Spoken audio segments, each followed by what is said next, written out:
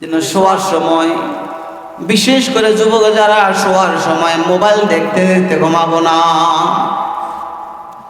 আল্লাহ না করুক মোবাইল চাওয়া অবস্থায় যদি আমার জিন্দেগির শেষ ঘুমটা হয়ে যায়, কতক্ষণ মোবাইল দেখলাম আর ঘুমাইসা গেল, এই ঘুমের মধ্যে আজরাইল চলে আসলে, আল্লাহ না করুক মউতটা যদি এমন হয় তাহলে জাহান্নামী। কারণ জিন্দেগির শেষ কর্ম ছিল আমার গুনাহ। আর শুয়ে পড়লাম, শোয়ার সময় আমি মনে মনে পড়তেছি সুবহানাল্লাহ, আলহামদুলিল্লাহ, আল্লাহু আকবার, অথবা আলহামদু সূরা, কুল হুয়াল্লাহ সূরা, আস্তে আস্তে আস্তে আস্তে পড়তেছি। হঠাৎ করে ঘুম এসে গেছি। কোন সময় ঘুম আসছে জানি না। এই অবস্থায় যদি আজরাইল এসে যায় তাহলে সে জান্নাতি। কারণ জিন্দেগির শেষ কর্ম ছিল ভালো। নবী আলাইহিস সালাতু ওয়াস সালাম এক হাদিসে বলেন, মান কানা আখিরু কালামিহি লা ইলাহা ইল্লাল্লাহ দাখালাল জান্নাহ। যার জিন্দেগির শেষ কথা হবে লা ইলাহা ইল্লাল্লাহ, তো বিনা হিসাবে সে জান্নাতি। এই জন্যে ঘুমের সময় এগুলি করব না। কয়েকবার পড়লাম, ঘুম এসে গেছে। তো আয়াতের মধ্যে তো একটু আগে আয়াত তেলাওয়াত করেছি, জিহ্বা লড়লে ফেরেশতা লিখে, তো ঘুম আসলে আর জিহ্বা নড়েনি, জিহ্বা বন্ধ হয়ে গেছে। ফেরেশতা খাতা কলম গুছাই ফেলে। আল্লাহ কয় কি ব্যাপার, গুছাইলে কেন? আল্লাহ জিহ্বা আর লড়ে না, আমি আর লিখি না। আল্লাহ তাআলা বলে, বান্দাকে ঘুম তো তার দুনিয়ার কোন মানুষ তার উপর চাপায় নাই, আমার বান্দার উপর ঘুম আমি চাপাইছি আরামের জন্যে। রাত দিয়েছি আরামের জন্যে, ঘুম দিয়েছি বান্দার শারীরিক আরামের জন্যে। আমার বান্দা না ঘুমাইলে পড়তেই থাকতো। এই ফেরেশতা ফজর পর্যন্ত বঞ্জা যতক্ষণ ঘুম থেকে না উঠবে ততক্ষণ পড়তেই আছে, এমন হিসাব করে তুমি সওয়াব লিখতেই থাকো। বান্দার জিহ্বা ঘুমাইছে, তুমি মাগার ঘুমাইতে পারবে না, তুমি লিখতেই থাকো। সকাল পর্যন্ত বৈশা বৈশা পড়লে যে সওয়াব পাইতেন, পইরা পইরা 2-4 বার পড়ার কারণে ঘুম এসে গেছে, সেই সওয়াব পেয়ে গেলে। বান্দাকে বড় মোহাব্বত তিনি করেন, তাকে জান্নাত দেওয়ার জন্য তিনি প্রস্তুত। বলে তুমি আমাকে ডাক দাও, যখন ডাকো তখনই আমি সাড়া দিই। এই জন্যে জিহ্বার ব্যবহার যেন আমাদের সুন্দর হয়ে যায়। নবী আলী ছোট ছোট দোয়া, এই যে আমি আপনাদেরকে পড়াইছি, আমার সাথে পড়েন, বিসমিল্লাহ পড়ছেন না? ছোট্ট কে না জানে, একবার যদি কেউ বিসমিল্লাহ পড়ে, লিখতে 19টা হরফ। কয়টা? এক একটা হরফের বিনিময়ে পড়ছেন বিসমিল্লাহর প্রথমে বার পড়েছেন। এই বাটা উচ্চারণ হওয়ার সাথে সাথে আমুলনামার মধ্যে 4000 নেক দেওয়া হয়।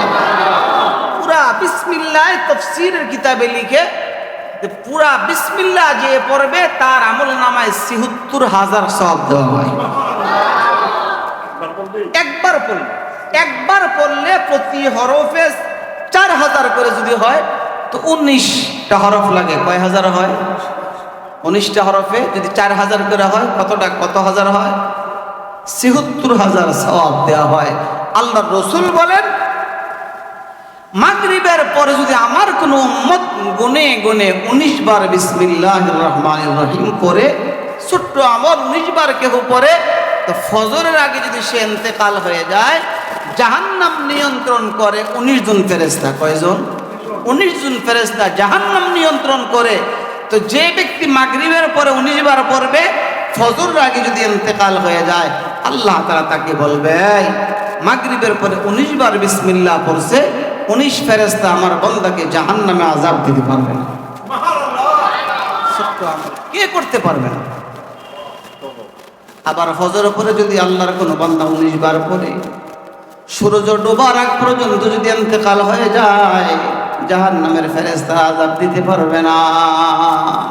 একটু শুধু চেষ্টা করলেই মনে আইসা যাইব। মান তরিকে সায়েমি আরম্ভ যা, মান তরিকে সায়েমি আরম্ভ যা, ওয়া লাইসা লিল ইনসানি ইল্লা মা সা। আল্লাহ বলে বান্দা একটু চেষ্টা করো, মনে করার জন্য 2-4 দিন কষ্টই হবে। এ বান্দা করার চেষ্টা করো, আমি আল্লাহ তাআলা তোমাকে মনে করাই দিব। তুমি একটু চেষ্টা করো, মনে আমি করাই দেওয়ার দায়িত্ব আমার। এই জন্য তালাশ করে করে এই জিহ্বার দ্বারা একটু যদি খালি আমলটা করতে পারি, আল্লাহ তাআলা মুসলমানের জন্য জাহান্নাম বানাই নাই। যিনি ইবাদত করলে পরে দেখেন যেই ফেরেশতাকে নেক লেখার জন্য দায়িত্ব দিয়েছেন, এই ফেরেশতা 1 থেকে 9 পর্যন্ত সংখ্যা ওই জানে না। কমপক্ষে বান্দার আমল নামায় প্রতি 1-এ 10 দিতে হবে। 1 থেকে 10 পর্যন্ত 9 পর্যন্ত সংখ্যাই জানা নাই। আর যিনি গোনা লেখে ডাইরেক্ট 10 গোনা লেখার অধিকার নাই। তুমি একটা করলে বাড়াইতে হইব, সময় দিতে হইব। তওবা করলে লেখার দরকার নাই। বান্দা তওবা যদি না করে তাহলে একটার বিনিময়ে একটা লিখতে হইব। কত বড় দয়ালু আল্লাহ। এই জন্য আমরা এই জিহ্বা খরচ করব নেকের দিকে। পা দিয়ে হেঁটে হেঁটে যাচ্ছি তো পাকে সাক্ষী বানাইলাম, পা সাক্ষী বানাইলাম। বলতে পড়তে যদি 2000 বাজারে যাই, সুবহানাল্লাহ আলহামদুলিল্লাহ, যে জমিনের মধ্যে পা রাইখা সুবহানাল্লাহ বললাম, এই জমিনের এরিয়া আমার জন্য জান্নাতের আল্লাহর আদালতে সাক্ষী হবে। আমার মধ্যে দাঁড়াইয়া তোমার বান্দা বলছিল তুমি বড় পবিত্র। এ আল্লাহ আমার মধ্যে দাঁড়ায় বলছিল সুবহানাল্লাহ তুমি বড় পবিত্র। তো তুমি পবিত্র হয়ে বান্দাকে অপবিত্র জায়গা জাহান্নামের মধ্যে কেমনে দিবা? আমি জমিন সাক্ষী দিলাম, তুমি তাকে জান্নাত দিয়ে দাও। সুবহানাল্লাহ, কত বড় সুন্দর সুযোগ আমাদের জন্য ছিল। ছোট্ট ছোট্ট আমলগুলো মাগরিবের নামাজের পরে যদি সুন্নতের সাথে সময় না থাকে, সুন্নত পড়ার পরে দেওয়া নাকি 2 রাকাত নফল এমনি পড়ি না। সুন্নতের পরে সুন্নত হইল 2 রাকাত, নফল হইল আরো 2 রাকাত। কয় রাকাত হইল? আল্লাহর পয়গম্বর বলেন যে মাগরিবের ফরজের উপরে যারা 6 রাকাত নামাজ পড়ে, কয় রাকাত? 6 রাকাত। সুন্নত সহ যদি হয় 6 রাকাত যদি হয়, নবী বলেন 12 বছর নফল ইবাদতের সওয়াব দিয়ে দেয়। 12 বছরের সওয়াব দেয়। তো পূর্বের উম্মতি মুহাম্মদীর আগে কিভাবে যাবে? 6 রাকাতে যদি 12 বছরের সওয়াব হয়, দেখছেন নবী আলাইহিস সালাতু ওয়াস সালাম ফজরের নামাজ পড়া বাহিরে গেছে একটু হাঁটতে। হাদিসে আছে চাষতের নামাজের সময় তিনি আসছেন, অর্থাৎ নাস্তার সময় কয়েক ঘন্টা পর ঘরে এসে দেখে নবী আলাইহিস সালাতু ওয়াস সালামের স্ত্রী হযরত আম্মাজান জুয়াইরিয়া রাদিয়াল্লাহু তাআলা আনহা, নবী যখন ফজরের নামাজে যায় তখন ইনি নামাজের বিছানার মধ্যে উনি ফজর নামাজ পড়ে তাসবিহ তাহলিল পড়তেছিলেন। নবীজি কয়েক ঘন্টা পর ক্রমে আসছে। আসার পর নবীজি বলতেছে, জুয়াইরিয়া আমি যখন চলে গেলাম তখন তোমাকে যেই বিছানার মধ্যে রেখে গেলাম, তুমি কি এখনো ওইখানেই? কয়েছি ইয়া রাসূল। এরে জুয়াইরিয়া এতক্ষণ জিকির আজকার করছো? কয় হ্যাঁ। আল্লাহর পয়গম্বর বলেন, জুয়াইরিয়া তুমি কয়েক ঘন্টা ইবাদত করছো, আমি ছোট্ট একটা দোয়া তোমাকে শিখাই দিই। এই দোয়াটা যদি 3 বার পড়ো, আমি যদি পড়ি, তোমার কয়েক ঘন্টা তাসবিহ তাহলিলের চেয়ে আরো বেশি নেক তুমি পেয়ে যাইবা। পড়েন আমার সাথে, সুবহানাল্লাহি ওয়া বিহামদিহি আদাদা খালকিহি ওয়া রিদা নাফসিহি ওয়া জিনাতা আরশিহি ওয়া মিদাদা কালিমাতিহি। এটুকুই নবীজি বলেন 3 বার পড়লাম আর কয়েক ঘন্টা ইবাদতের সওয়াব পেয়ে গেলাম। জিহ্বা একটু নাড়া দিয়া পড়লেই ফেরেশতায় কয় হয়ে গেছে আপনার কাম। দেখছেন আমাদের হায়াতটা কত দামি ছিল। তো হায়াত তো এই ঘড়ির সেকেন্ডের কাটায় তো আমার হায়াতকে শেষ করে দিল। সেকেন্ড করে করে আমার হায়াতটাকে শেষ করে দিল। কয়দিন আগে দুনিয়াতে আসছিলাম, কিচ্ছু বুঝতাম না। আল্লাহ বলেন লা তা'লামুনা শাইআ, কিচ্ছু বুঝতাম না। কই যুবক হয়ে গেলাম, বালেগ হয়ে গেলাম, যুবক হয়ে গেলাম, দাড়ি ছিল না, দাড়ি এসে গেছে, সাদা হয়ে গেছে। এমন এক ব্যক্তিকে তিনি দায়িত্ব দিয়েছেন আমাকে ধরে নিয়ে যাওয়ার জন্য, যার হাত থেকে বাঁচার শক্তি দুনিয়ার কোনো মানুষের না। নূহ আলাইহিস সালাতু ওয়াস সালাম ঘরের বাহিরে গেছে, তো রুমের মধ্যে তালা বন্ধ করে, তালা দিয়ে নিজের হাতে তালা দিয়া পকেটের মধ্যে চাবিটা নিয়ে উনি চলে গেছে।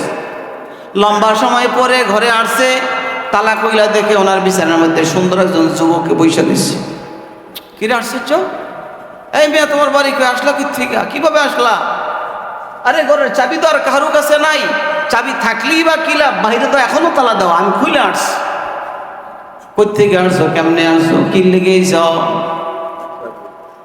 লোকটা ডেকে বলে বহু দূর থেকে আসছি, বহু দূর আমার বাড়িয়ার ঘর। বহু দূর বাড়িয়ার ঘর? হ্যাঁ। কেমনে ঢুকলা, চাবি পাইলা কোথায়? লোকটা যুবক ডেকে বলে আমি এমন একজন ব্যক্তি যিনি ঘরে ঢুকার জন্য পারমিশনও লাগে না, চাবিও লাগে না। আমি ঘরে কারো ঢুকতে চাবি লাগে না, আমি কারো ঘরে আসতে অনুমতিও লাগে না। আমাকে আমার মালিক অনুমতি দিয়েছেন, আমার নাম হলো আজরাইল।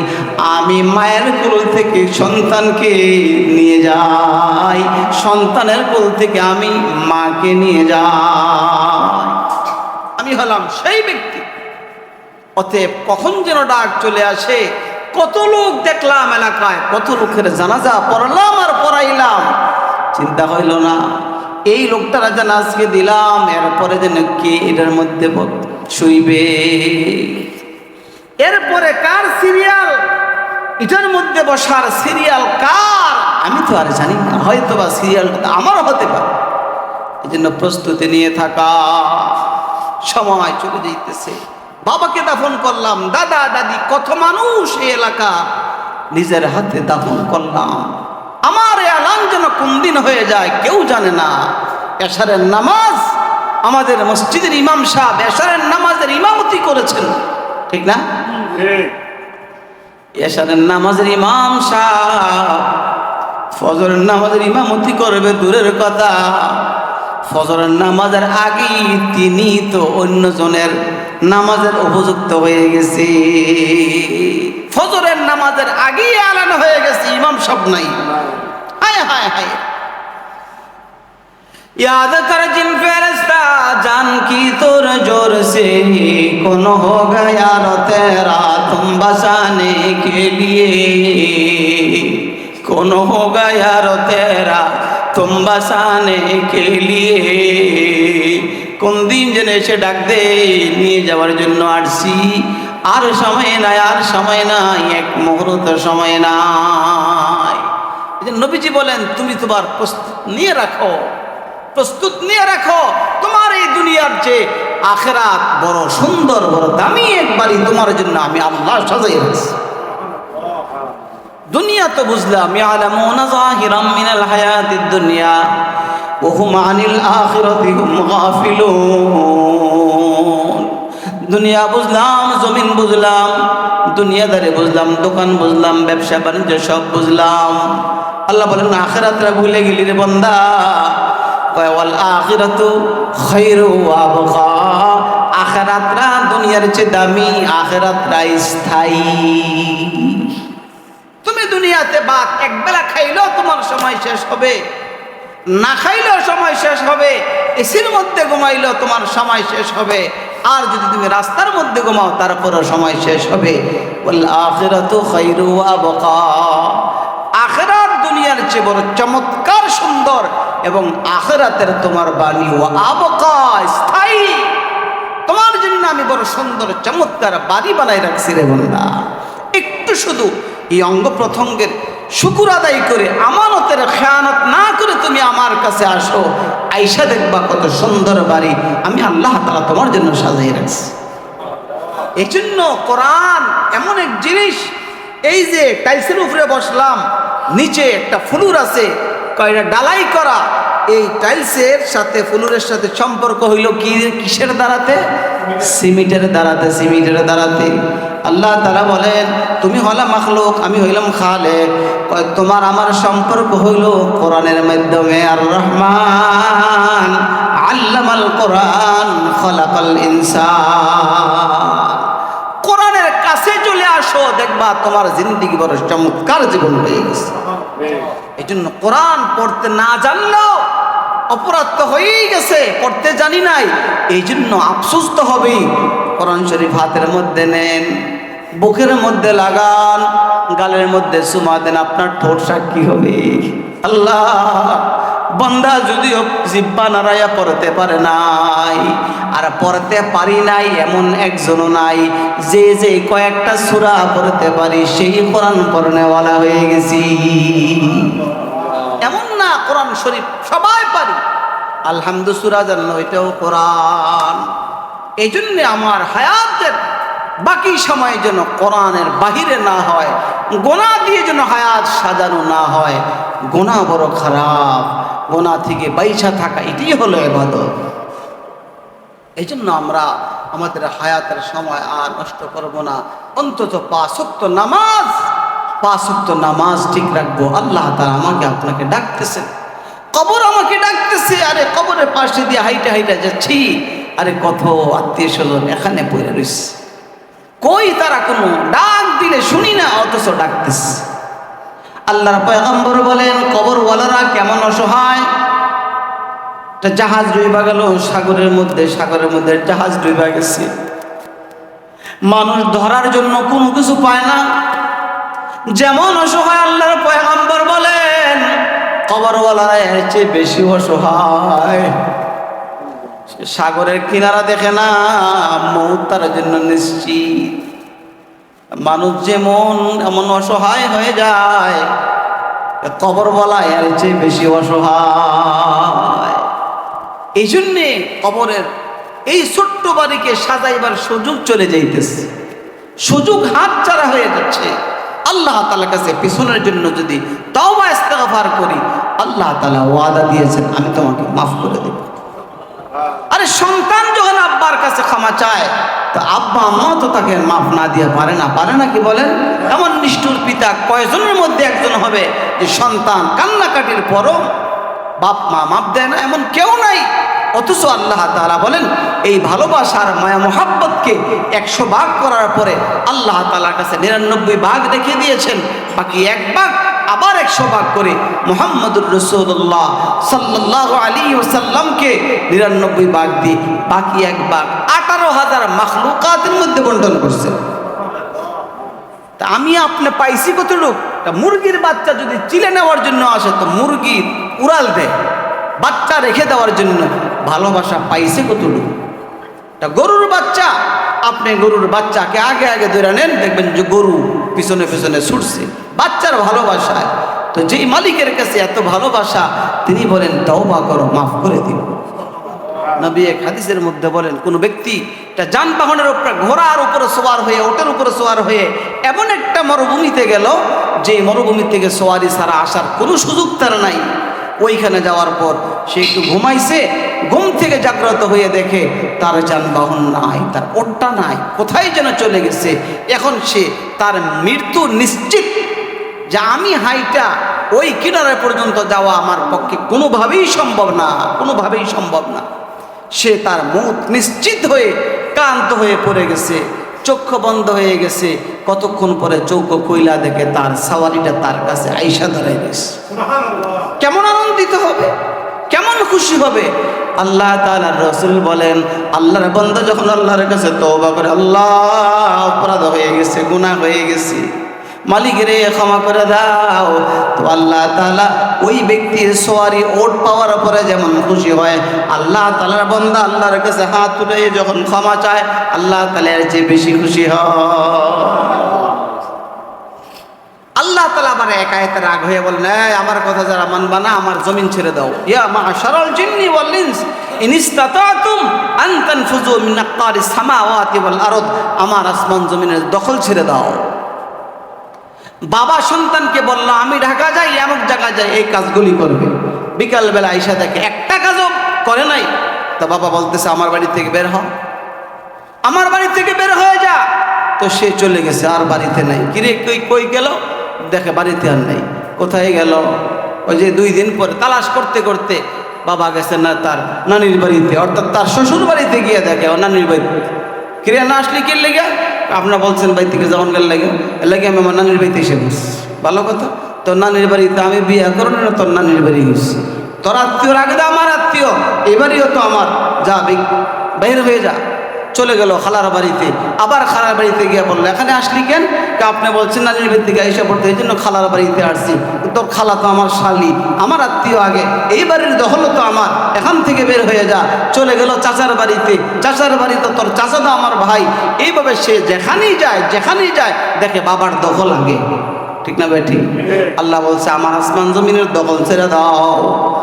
এখন দখল সাইরা যেখানে যায় এখানেই দেখে আল্লাহ তাআলার এই জমিন। দরিচরে সাইরা ঢাকা চলে গেলাম, ঢাকাও আল্লাহর। চিটাগাং চলে গেলাম, চিটাগাংও আল্লাহর। নোয়াখালী চলে গেলাম আল্লাহর। সৈদি চলে গেলাম আল্লাহর। গোটা জমিনের যাতাই যাই সেখানে আল্লাহ তাআলার জমিন। এখন সন্তান বলে আমার তো আর কোথাও যাওয়ার জায়গা নাই। বাবার কাছে চিৎকার দিয়ে বলে বাবা, নানির বাড়িতে গেলাম সেখানে আপনার জায়গা, খালার বাড়িতেও গেলাম সেখানে আপনার দখল, মামুর বাড়িতে গিয়ে জায়গা পাইলাম না, চাচার বাড়িতেও গিয়ে জায়গা পাইলাম না, সবখানে আপনার জায়গা। রে বাবা ক্ষমা চাই, আমাকে আপনি মাফ করে দেন। তো বাবা সন্তানকে কোলের মধ্যে নিয়ে কয় যা তোকে মাফ করে দিলাম। বন্দাকে আল্লাহ তাআলা বলে যা যা বের হয়ে যা, আমার জমিন থেকে বের হয়ে যাও। বন্দা যেখানেই যায় এখানেই থেকে আল্লাহ তাআলার জায়গা। এখন বন্দা ফিরে এসে বলে আল্লাহ অপরাধ করেছি, আমাকে আপনি মাফ করে দেন। আল্লাহ তাআলা বলে যা যা জিন্দিগির সব গুনাহ মাফ করে দিলাম, সব মাফ করে দিবেন তিনি। এই জন্য আমার হায়াত যেন গুনার কাজে আর খরচ না হয়। যুবক ভাইয়েরা চোখের গুনাহ বাদ দিয়ে দাও, জবানের গুনাহ বাদ দিয়ে দাও। এই চোখ আমার না, এই চোখ আমার নিয়ন্ত্রণে না।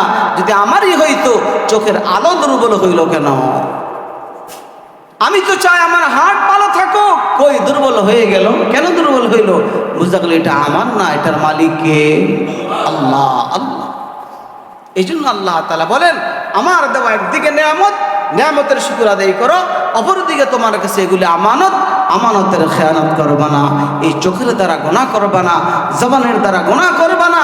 যদি গুনাহ হয়ে যায় তাহলে আমি বলবো আমারটা আমাকে ফেরত দিয়ে দাও, আমি দিয়েছিলাম ভালো, আমাকে আমার এই অঙ্গ প্রত্যঙ্গ গুনাহ দিয়ে সাজাইয়া আমার কাছে ফেরত দিলা কেন? এর জবাব দাও।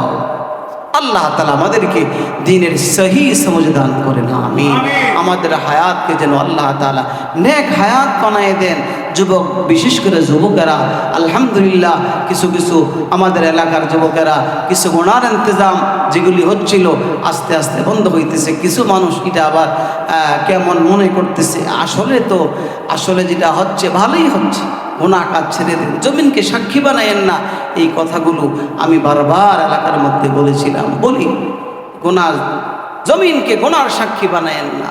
যুবক, তোমরা সুন্দর হয়ে যাও, তোমরা মুরব্বীদের দোয়া নিয়ে চলতে থাকো। আল্লাহ তাআলা তোমাদেরকে দিয়ে এই এলাকার দ্বীনের খেদমত করার তৌফিক দান করেন, আমিন। মুরব্বীরা তোমাদের জন্য সর্বক্ষণ দোয়া করতেছে, দোয়া দিয়ে তোমরা অগ্রসর হও। আল্লাহ তাআলা তোমাদের দ্বারাতে দ্বীনের খেদমত নেবেন, কোরআনের খেদমত নেবেন, তোমাদের দ্বারাতে মসজিদ আবাদ হবে। আল্লাহ তাআলা তোমাদের সকলকে কবুল করেন, আমিন। আমাদের সকলকে কবুল করেন। কবরে যারা চলে গেছেন তাদেরকে আল্লাহ তাআলা মাফ করে দেন।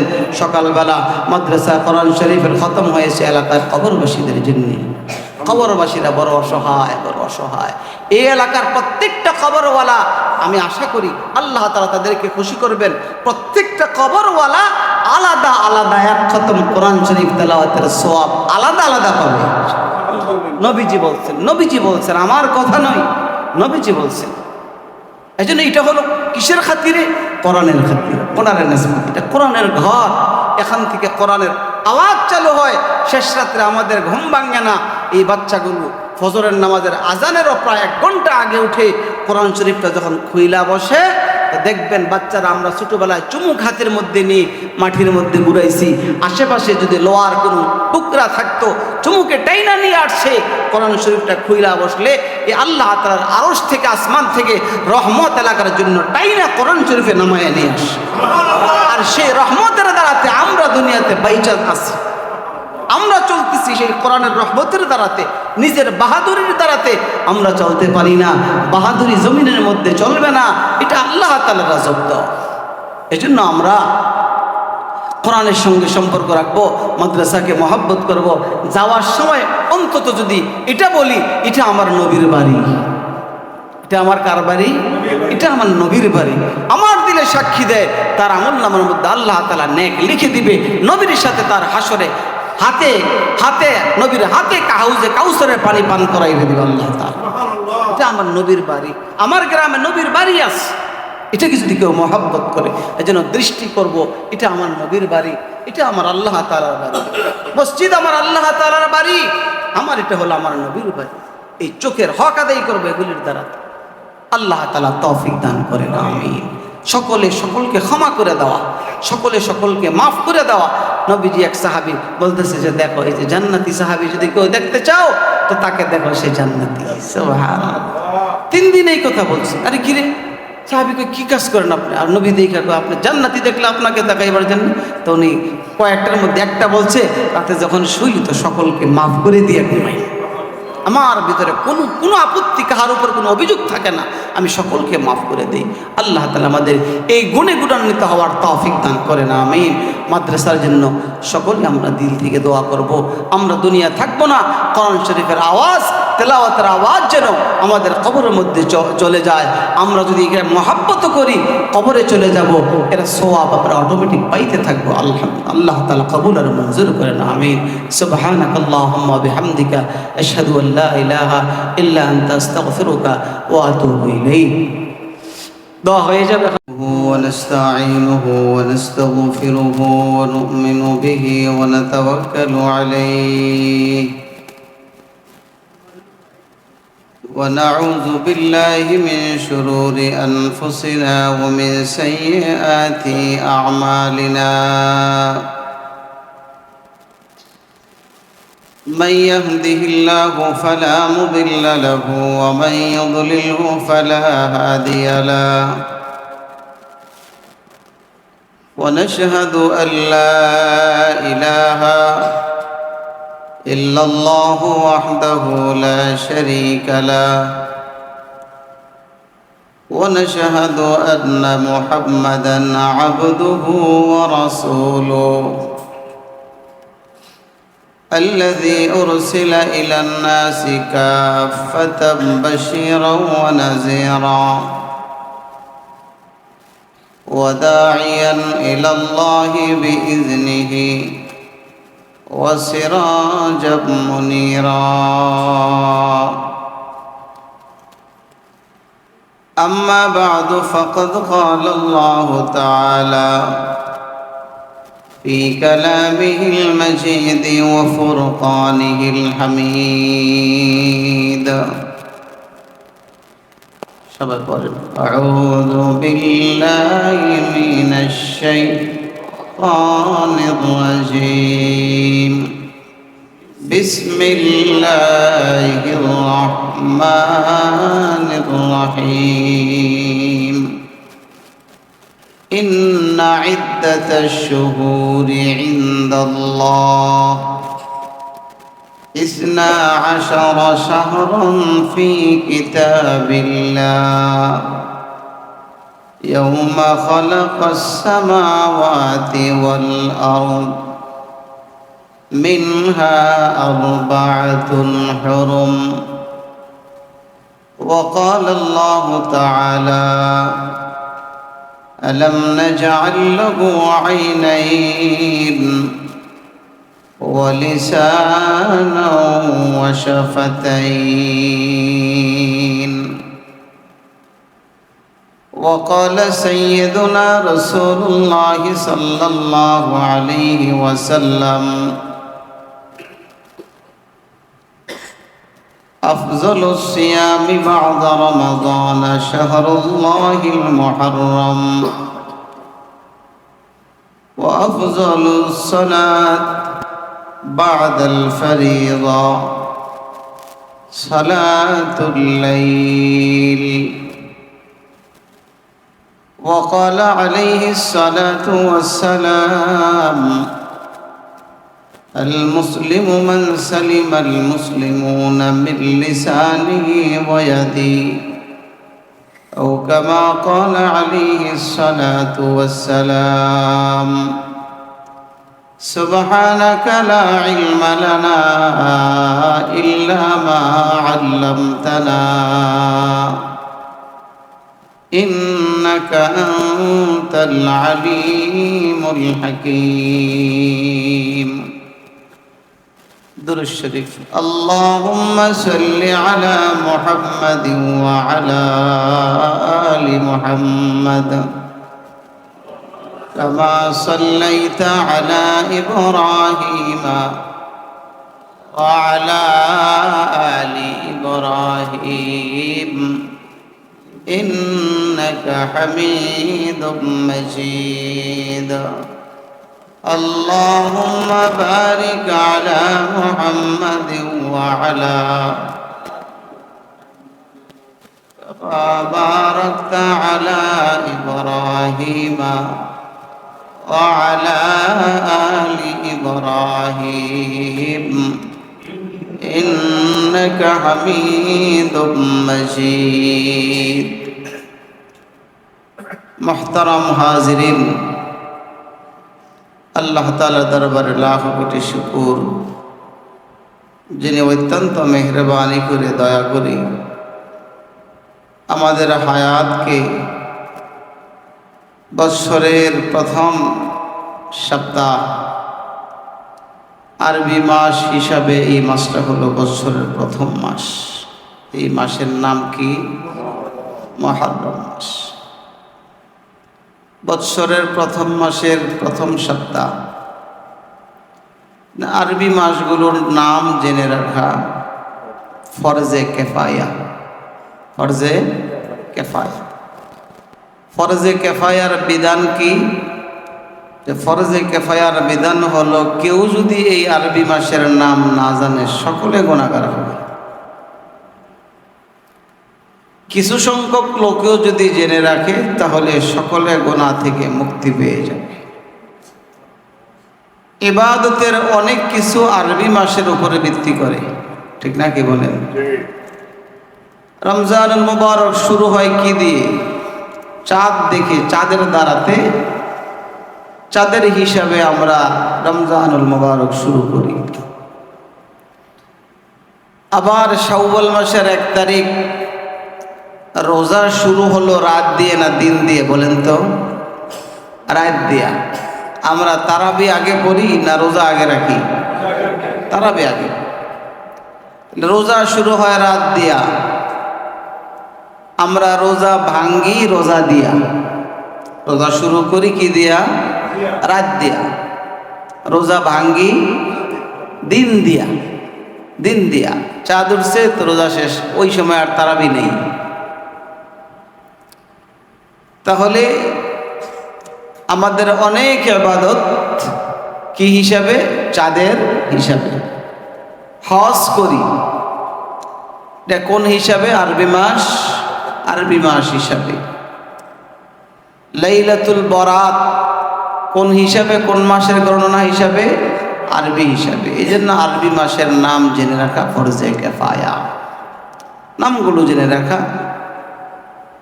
আরবি মাসের প্রথম মাস হলো মুহররমুল হারাম, মুহররম মাস। রমজানের আগে,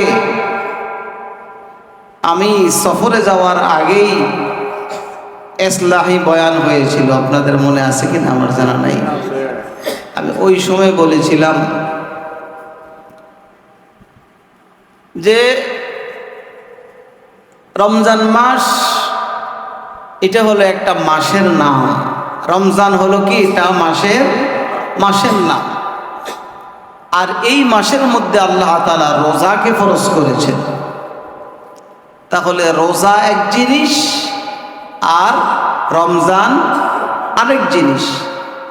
রমজান মাসে রোজা ফরজ হওয়ার কারণে রমজান মাসের দাম বাড়ছে, ঠিক না কি বলে? তাহলে এটা হলো আরবি মাসের, আরবি বৎসর হিসাবে প্রথম মাস মুহররমুল হারাম। ওই সময় বলেছিলাম যে আল্লাহ পাক রব্বুল আলামিন এই মাসগুলোর নাম রেখেছেন কবে? এই মাসগুলোর নাম কখন রাখলেন? কে রাখলেন? এটা কি দুনিয়ার কোনো নবীগণ রেখেছেন? না দুনিয়ার কোনো দুনিয়াদার কোনো রাজা বাদশাহ রেখেছেন। আল্লাহ পাক রব্বুল আলামিন আমি যে আয়াত তেলাওয়াত করেছি এই আয়াতের মধ্যে আল্লাহ তাআলা বলেন ইন্না ইদ্দাতাশ শুহুর ইনদাল্লাহি ইসনা আশারা শাহরান ফি কিতাবিল্লাহ ইয়াউমা খালাকাস সামাওয়াতি ওয়াল আরদ, যে আল্লাহ পাক রব্বুল আলামিন নিজেই 12টা মাসের নাম রেখেছেন। সুবহানাল্লাহ। কে রেখেছেন? আল্লাহ রেখেছেন। কয় মাসের নাম? ইসনা আশারা, 12টা মাসের নাম রাখলেন। কখন রাখলেন এটা? আল্লাহ তাআলা বলেন ইয়াউমা খালাকাস সামাওয়াতি ওয়াল আরদ, যেদিন তিনি আসমান এবং জমিন সৃষ্টি করেছেন সেদিন এই 12 মাসের নাম তিনিই রেখেছেন। এই মাসের বড় গুরুত্ব। হাদিস তেলাওয়াত করেছি। এই মাস যেই আয়াতের মধ্যে এই দিক থেকে একটা আয়াত এবং একটা হাদিস তেলাওয়াত করেছি, অন্য দিকের আলোচনার 2টা আয়াত তেলাওয়াত করেছি, ছোট্ট ছোট্ট একটা হাদিস তেলাওয়াত করেছি। সবগুলো কথা একসাথে বলা সম্ভব হবে না, তারপর একটু একটু ইঙ্গিত দেওয়া। এই মাসের কিছু ইবাদত আছে। আমরা একটা ঘটনা জানি যে এই মুহররম মাসে কারবালার ঘটনা ঘটছে, ঠিক না?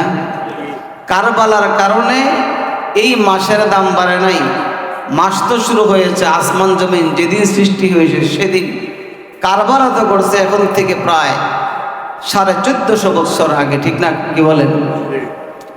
এই মাসের ইবাদত কি? রাসূল করিম সাল্লাল্লাহু আলাইহি ওয়াসাল্লাম বলেন আফজালুস সিয়াম বাদা রমাজান শাহরুল্লাহিল মুহররম, রমজান মাসের পরে এই মুহররম মাসের রোজার দাম আল্লাহ তাআলার কাছে সবচেয়ে বেশি। রমজান মাসের পরে মুহররম মাসের রোজার দাম অনেক বেশি, সবচেয়ে বেশি। হাদিসের শেষ অংশে রাসূল করিম সাল্লাল্লাহু আলাইহি সাল্লাম বলেন আফজালুস সালাত, উত্তম নামাজ, বাদাল ফরিজা, ফরজ নামাজের পরে উত্তম নামাজ হলো সালাতুল লাইল, রাতের নামাজ। রমজান মাসের পরে হলো মুহররম মাসের রোজা সবচেয়ে দামি। ফরজ নামাজের পরে সবচেয়ে দামি নামাজ হলো সালাতুল লাইল, তাহাজ্জুদের নামাজ। তাহলে রোজার পরে কোন মাসের রোজার দাম বেশি? মুহররম মাসের রোজার দাম বেশি। ফরজ নামাজের পরে কোন নামাজের দাম বেশি? তাহাজ্জুদের নামাজের দাম বেশি। বেশি, বহুত দামি এক নামাজ, বহুত দামি এক রোজা। রাসূল করিম সাল্লাল্লাহু আলাইহি ওয়াসাল্লাম আরেক হাদিসের মধ্যে বলেন যে এই মুহররম মাসের রোজা, প্রত্যেকটা রোজা 30টা রোজার সমপরিমাণ সওয়াব দেওয়া।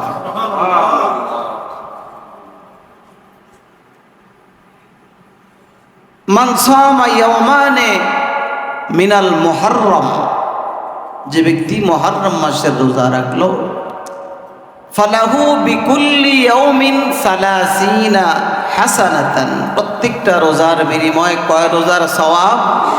30 রোজার সওয়াব। এমন দামি এক রোজা। নবী আলাইহিস সালাতু ওয়াস সালাম বলেছেন। তো নফল এই সময় আল্লাহ তাআলা উম্মতি মুহাম্মদীকে স্পেশাল কিছু সময় আলাদা আলাদা দিয়েছেন, যে সময়গুলোর কাজ কম, বেতন অনেক বেশি। এর মধ্যে থেকে এটা হলো একটা ওয়াক্ত। তা আমরা অন্তত শুরু থেকে না রাখলে, নফল তো নফল, আমরা 10 তারিখের রোজা, কয় তারিখের?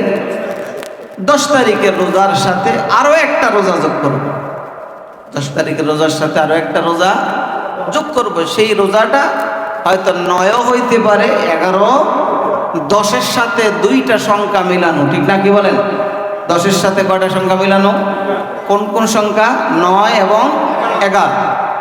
তা আমরা 10 তারিখ রোজা ঠিক রেখে আমরা 9 অথবা 11কে যোগ করব, তো আল্লাহ তাআলা এই সওয়াব আমাদেরকে দান করবে।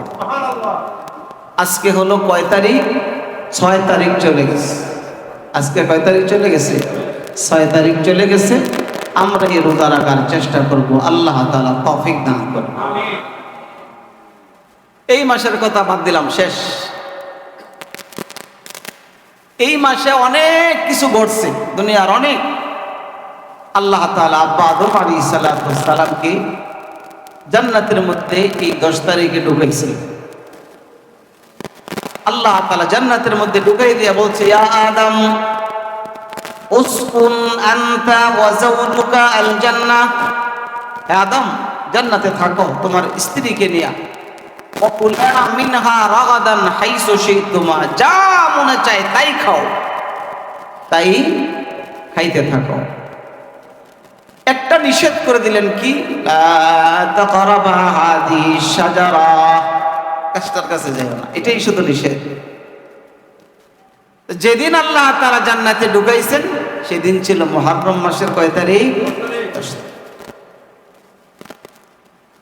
তাফসীরে কিতাবে লিখে, আয়াতের ব্যাখ্যায় লিখে, আসর নামাজের সময় জান্নাতে ঢুকাইছে। কোন নামাজের সময়? আসর নামাজ।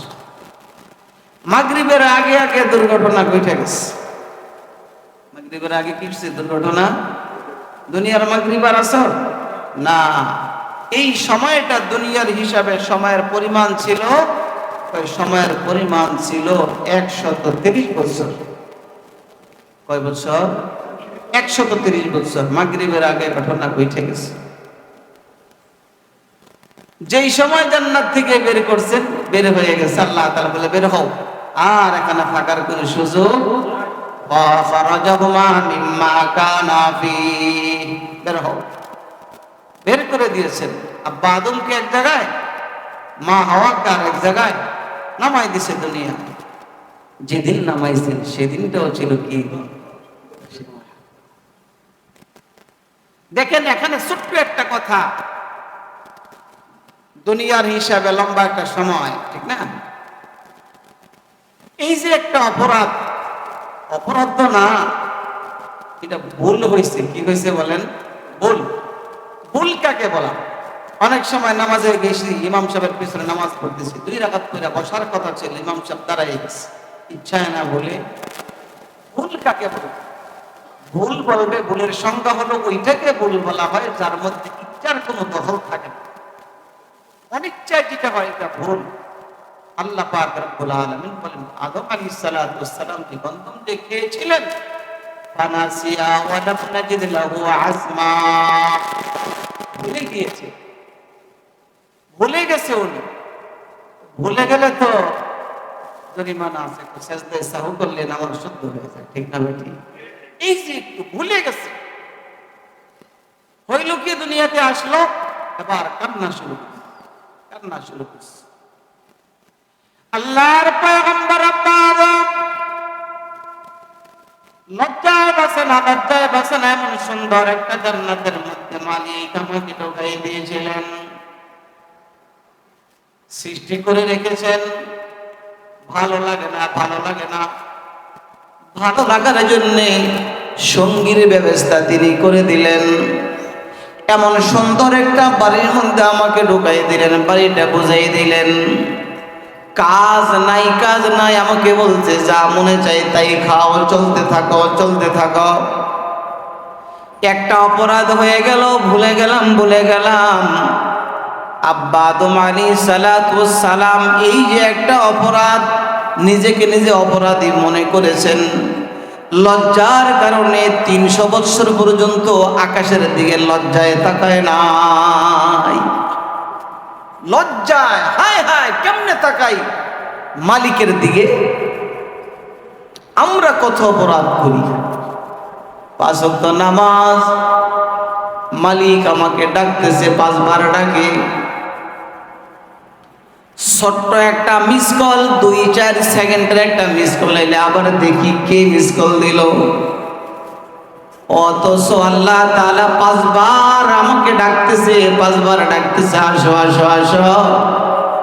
আয় রে বান্দা, আমি আল্লাহ তাআলাকে ডাক দাও। তুমি ডাক দেওয়ার সাথে সাথে আমি আল্লাহ তাআলা রহমত সহ তোমার ডাকের জবাব দিব। ছোট্ট একটা কথা ভুলে গিয়েছিলেন, এই জন্য আকাশের দিকে 300 বৎসর পর্যন্ত লজ্জায় তাকায় না। যেদিন আব্বা আদম মুহাম্মদুর রাসূলুল্লাহ, সবাই পড়েন সাল্লাল্লাহু আলাইহি ওয়াসাল্লাম, আমার আপনার পয়গম্বরের উসিলা আল্লাহ তাআলার কাছে ক্ষমা চায় আর দোয়া করতেছে, লম্বা সময় পর্যন্ত বিবির সাথে মুলাকাত নাই। বাইতুল্লাহ যারা গিয়েছেন, আরাফার ময়দানে যারা গিয়েছেন, ছোট্ট একটা পাহাড় আছে, ছোট্ট পাহাড়, পাহাড়ের দুই দিক দিয়ে দুইজন, আব্বা আদম আলাইহিস সালাতু ওয়াস সালাম সামনের দিক দিয়ে পাহাড়ে উঠলেন, মা হাওয়া আলাইহিস সালাতু ওয়াস সালাম উপরের দিক দিয়ে উঠলেন।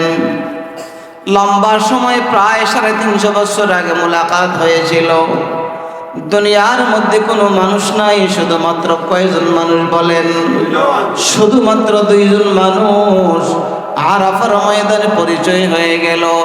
এই জন্য ওই ময়দানের নাম আগে আরাফা ছিল না, এই ময়দানের মধ্যে পরিচয় হয়ে গেল, এই জন্য এই মাঠের নাম পরিচয়ের মাঠ, মানে আরাফার মাঠ, পরিচয়ের মাঠ। 2 জনের পরিচয় হইল। এবার আল্লাহর বান্দার বান্দি আল্লাহ তাআলার কাছে দোয়া করেন, রব্বানা যালামনা আনফুসানা ওয়া ইল্লাম তাগফির লানা ওয়া তারহামনা লানাকুনান্না মিনাল খাসিরিন। রব্বানা, আয় আমাদের রব পরওয়ারদিগার, যালামনা আনফুসানা, জুলুম করেছি, আনফুসানা নিজের নফসের উপর, নিজের নফসের উপর নিজে জুলুম করে ফেলেছি। ওয়া ইল্লাম তাগফির লানা ওয়া তারহামনা, ক্ষমা যদি না করেন, আমাদেরকে যদি মায়া করে মাফ করে না দেন, লানাকুনান্না মিনাল খাসিরিন, তাহলে তো ক্ষতিগ্রস্ত হয়ে গেলাম। আল্লাহ অপরাধ হয়ে গেছে, মাফ করে দেন। যেদিন আল্লাহ তাআলা ক্ষমার ঘোষণা করে দিলেন, যাও যাও তোমাদেরকে মাফ করে দিলাম, আব্বা আদম আলাইহিস সালাতু ওয়াস সালাম আল্লাহর কাছে পয়গম্বর মুহাম্মদুর রাসূলুল্লাহ সাল্লাল্লাহু আলাইহি ওয়াসাল্লামের উসিলায় দোয়া করলেন, আল্লাহ জান্নাতের মধ্যে যেদিন আমাকে শোয়ায় রাখছিলেন, আমার নাক দিয়ে যেদিন ফু দিয়েছিলেন, রূহ দিয়েছিলেন, ওয়া নাফাখতু ফীহি মির রূহি, যেদিন রূহ দিয়েছিলেন সে অবস্থায় দেখেছিলাম আকাশের মধ্যে, আপনার আকাশের খুঁটির মধ্যে আপনার নামের শেষে একটা নাম লেখা আছে, রে মালিক। অথচ আমাকে আগে বানাইলেন, আপনার নামের সাথে আমার নামটা ঝুলন্ত ছিল না। রে মালিক, একটা নাম দেখেছি, নামটা তখন দেখেই বুঝে ফেলেছি এটা সাধারণ নাম হবে না, সাধারণ নাম হবে না, এটাই হবে এই বিশ্ব জগতের সভাপতির নাম। মালিক রে, ওই লোকটার খাতিরে আমাকে মাফ করে দেন, যে আপনার নামের সাথে লেখা লা ইলাহা ইল্লাল্লাহ মুহাম্মাদুর রাসূলুল্লাহ সাল্লাল্লাহু আলাইহি সাল্লাম। মালিক, ওই নামের খাতিরে আমাকে মাফ করে দেন। তো আল্লাহ তাআলা বলেন, যাও মাফ করে দিলাম। তো এই মুহররম মাসের 10 তারিখ অনেক কিছু ঘটেছে, অনেক। ইব্রাহিম আলাইহিস সালাতু ওয়াস সালামকে আগুনের মধ্যে ফেলে দিয়েছে, মাছে না খাইছে কোন নবীকে, ইউনূস আলাইহিস সালাতু ওয়াস সালাম। অনেক ঘটনা, ওই দিকে আর বলবো না। তো অনেক কিছু এই সময়ের ঘটা, অন্তত আমরা এই সময়টা সুন্দর করে কাটাইবার চেষ্টা করবো ইনশাআল্লাহ, রোজা রাখার চেষ্টা করব। বাকি আছেন ছোট্ট 2টা আয়াতে কারিমা তেলাওয়াত করেছি, আল্লাহ পাক রব্বুল আলামিন তেলাওয়াতকৃত আয়াতের মধ্যে বান্দাকে এটা খোঁটা দিয়ে বলতেছে, আলাম নাজআল লাহু আইনাইন ওয়া লিসানাও ওয়া শাফাতাইন। ছোট্ট দুইটা আয়াত, অনেকগুলি কথা। আল্লাহ বলেন আলাম নাজআল লাহু আইনাইন, তোমাদেরকে কি তোমাদের মালিক দুইটা চক্ষু দান করে নাই? এই প্রশ্নটার উত্তর কি? যে আমার চক্ষু কে দান করেছেন? তোমাদের মালিক কি? তোমাদের মালিক কি তোমাকে দুইটা চক্ষু দান করে নাই? ও লিসানাও ওয়া শাফাতাইন, তোমাকে কি তোমার মালিক ছোট্ট একটা অঙ্গ, যে অঙ্গটার নাম হলো জিহ্বা, এটা কি তোমার মালিক তোমাকে দেয় নাই? তোমার সামনে, মুখের সামনে আরো দুইটা ঠোঁট কে দিয়েছে বলেন? ওয়া লিসানান ওয়া শাফাতাইন, দুইটা ঠোঁট। এই দুইটা আয়াত তেলাওয়াত করছে।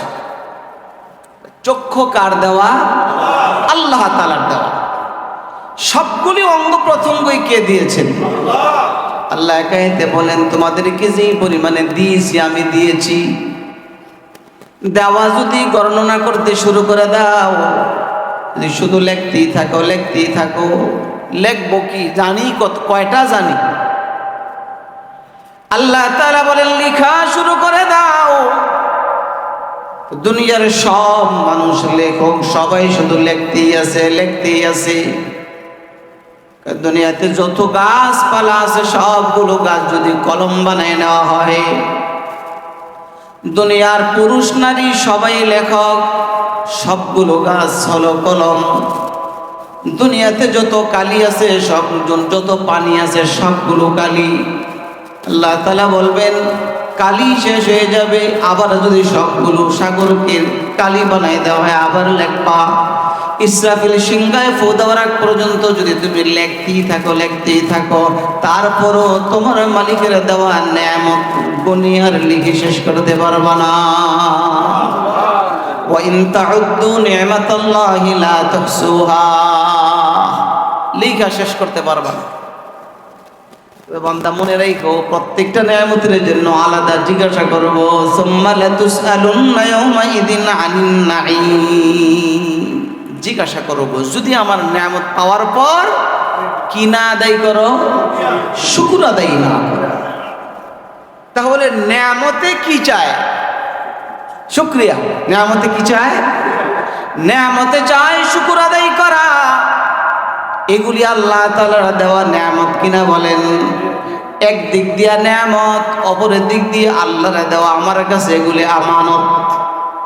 একদিক দিয়া নেয়ামত, অপরের দিকে আমানত। নেয়ামতে কয় শুকর আদায় করো, আমানতে কয় আমানতের খেয়ানত না করো। দুইটা কথা, নেয়ামত এবং আমানত। তো নেয়ামতে কি চায়? শুকর আদায়। আর আমানতে চায় খেয়ানত না করা। আপনার কাছে একজন একটা কথা আমানত রাখছি, ভাই আপনার কাছে, আপনি আমার কাছের লোক, এই কথাটা বলছি, কারোর কাছে বললেন না, এটা একটা আমানত। তো এটা বইলা দিলে হবে আমানতের খেয়ানত। তো নেয়ামতে কয় শুকর আদায় করো, আমানতে কয় আমানতের খেয়ানত না করো। তো আল্লাহ তাআলা বলেন আলাম নাজআল লাহু আইনাইন, দুইটা চক্ষু কি আমি তোমাকে দান করি না? এই যে দেখেন দুইটা চোখের মধ্যে কি পরিমাণে ক্ষমতা, বলেন তো? কতবার দেখছি, কত দূরে দেখছি, কত হাজার হাজার মাইল দেখছি কিনা বলেন? আকাশের দিকে তাকাই, কত দূরে আকাশ, বারবার তাকাই, এদিকে তাকাইলেই দেখা যায় হুমনার কাছাকাছি দেখা যায়। কতবার কত জিনিসের দিকে তাকাইলাম। চোখের নেয়ামতের শুকর আদায় কেমনে করব? আল্লাহ তাআলা বলে বান্দা চোখগুলো যদি পিছনে নিয়ে দিতাম, খানাই না পিছনে নিতে হইতো, এটা ভালো না মন্দ দেখার জন্য, ঠিক না? কি বলে? একটা জিনিস বাজারে গিয়া পিঠ এইদিকে দিয়া দেখতেই তো তরকারি ভালো না খারাপ, আবার মুখ ঘুরাইয়া দেখতে বলতে হইতো এটা কত টাকা। পিঠ ঘুরাইয়া দেখতে হইতো, মুখ ঘুরায় বকছি না, আবার এইদিকেই না জিজ্ঞাসা করতে হইতো এটা কয় টাকা, ঠিক না ভাই? ঠিক না? চোখের দ্বারা জিজ্ঞাসা করা যায় বইটা কয় টাকা? তো আল্লাহ তাআলা কোথায় ফিট করছেন? আল্লাহ তাআলা বলে দামি একটা অঙ্গ, দামি একটা অঙ্গ, এটা অনিচ্ছায় শাটার বন্ধ হয়ে যায়, কোনো কিছু আসতে চাইলে কাছে আসলেই চোখ বন্ধ হয়ে যায়। কাদের কুদরত দারি হর জখাহি আকুনি, কাদের কুদরত দারি হর জখাহি আকুনি, বুরদারা তু জান বখশ জিন্দারা বেজাকুনি। আল্লাহ তাআলা বলে বান্দা একটু চিন্তা করে দেখলা না, চক্ষুটা কপালের মতো উপরে আমি ফিট করি নাই। চক্ষু যদি কপালের মতো এমন জায়গায় লাগাই দিত, আসার খাইলে কপাল বাড়িতে লাগে না? লাগে না? আজকে আসার সময় তাফসীরের কিতাবের মধ্যে পড়ছি আল্লাহ তাআলা চক্ষুটা একটু কাতার ভিতরে দিচ্ছে, আসার খাইছেন তো এখানে একটা হাড্ডি, এখানে একটা শক্ত হাড্ডি, আল্লাহ চোখ হেফাজতের জন্য একটু ভিতরে ঢুকাই দিলাম, একটু ভিতরে ঢুকাই দিছি, যাতে বন্দা পড়ে গেল এটা যেন হেফাজত থাকে, আর না হয় কপাল চুইলা যায়, তো চোখ যদি আপনি চলে যেত, ঠিক না ভাই? ঠিক দেখছেন? ইন্নাল্লাহ আলা কুল্লি শাইইন কাদির, ভিতরে ঢুকাই দিছে। শরীর থেকে যখন ঘাম বের হয় তো মানুষ বলে মাথার ঘাম পায়ে ফেলে মেহনত করি। ঘাম দেখবেন অনেক সময় কাজ এমন ভাবে করতেছে যে তার ঘাম মোছার মতো হাত প্রস্তুত না, হাতের মধ্যে ময়লা, বালির কাজ করতেছে, চাষের কাজ করতেছে, তো হাতে ঘাম মোছার মতন অবস্থান নাই, গাল বাইয়া দেখা গেছে যে জিব্বাত লাইগা গেছে। মিষ্টি না টক? টক। টক কেন? মানুষের শরীর থেকে কি বের হয়? লবণ বের হয়। কি বের হয়? লবণ বের হয়। এখন একটু লবণের ছিটা চোখের মধ্যে দিয়ে দেখেন, ঠিক পারবেননি? লবণের ছিটা চোখের মধ্যে কেউ দিলে সে আর চোখ দিয়ে তাকাইয়া থাকতে পারবে না। এই জন্য গাম যেন বে এই দিক দিয়ে আইসা মুখে ঢুকে মাগারের চোখে ঢুকতে পারে না, এই দিক দিয়ে একটা লাইন লাগাই দিছে, রাস্তা করে দিছে। সুবহানাল্লাহ। এই দিক দিয়ে লাইনের ব্যবস্থা করে দিছে, ডাইরেক্ট চোখের মধ্যে আসবে না, এই দিক আসলেও ভিতরে ঢুকে না, কারণ এখান থেকে এখানে পয়রা যায়। কত সুন্দর জায়গায় ফিট করে দিলে, ভিতরে ঢুকে না। ভিতরে ঢুকলে বান্দার অসুবিধা। হঠাৎ করে সামনে কিছু আইসা গেছে, পোকা আইসা গেছে, আপনি খেয়াল করে চোখ বন্ধ করতে হয় না, চোখ অটোমেটিক বন্ধ হয়ে যায়, ঠিক না? কে বলেন? আল্লাহ তাআলা বলেন আলাম নাজআল লাহু আইনাইন, বান্দার চক্ষু কি আমি তোমাকে দিয়েছিলাম না? এ যুবক, চক্ষু কি দিয়েছে? শুধু মোবাইলের দিকে তাকাইবার জন্য চক্ষু আল্লাহ তাআলা দেয় নাই। আল্লাহ তাআলা বলেন চোখের শুকর হইল তুমি আল্লাহ তাআলার নিয়ামতের দিকে তাকাও, চোখের দ্বারা তুমি মসজিদের দিকে তাকাও, চোখের দ্বারা কোরআনের দিকে তাকাও। কোরআন এমন একটা জিনিস যে তাকায় থাকলেও সব লেখা হয়। এমন হাত, এমন চক্ষু দুনিয়াতে বহু আছে, যে চক্ষুটা কোরআন শরীফ খুইলা দেখা নাই, আছে না নাই? বহু চক্ষু আছে। অথচ আল্লাহ পাক রব্বুল আলামিন বলেন তোমার চোখে কিন্তু আমার সামনে কথা বলবে। আল্লাহর সাথে চোখ কি বলবে? আল্লাহর সাথে চোখ কথা বলবে, কান সাক্ষী দিবে, চোখে সাক্ষী দিবে। কোরআন শরীফ যদিও জিহ্বা ব্যবহার করে পড়া জানি না, যদি কোরআন শরীফটা খুইলা চাইয়ে থাকতাম, ইয়াউমা তাশহাদু আলাইহিম আলসিনাতুহুম ওয়া আইদিহিম ওয়া আরজুলুহুম বিমা কানু ইয়ামালুন।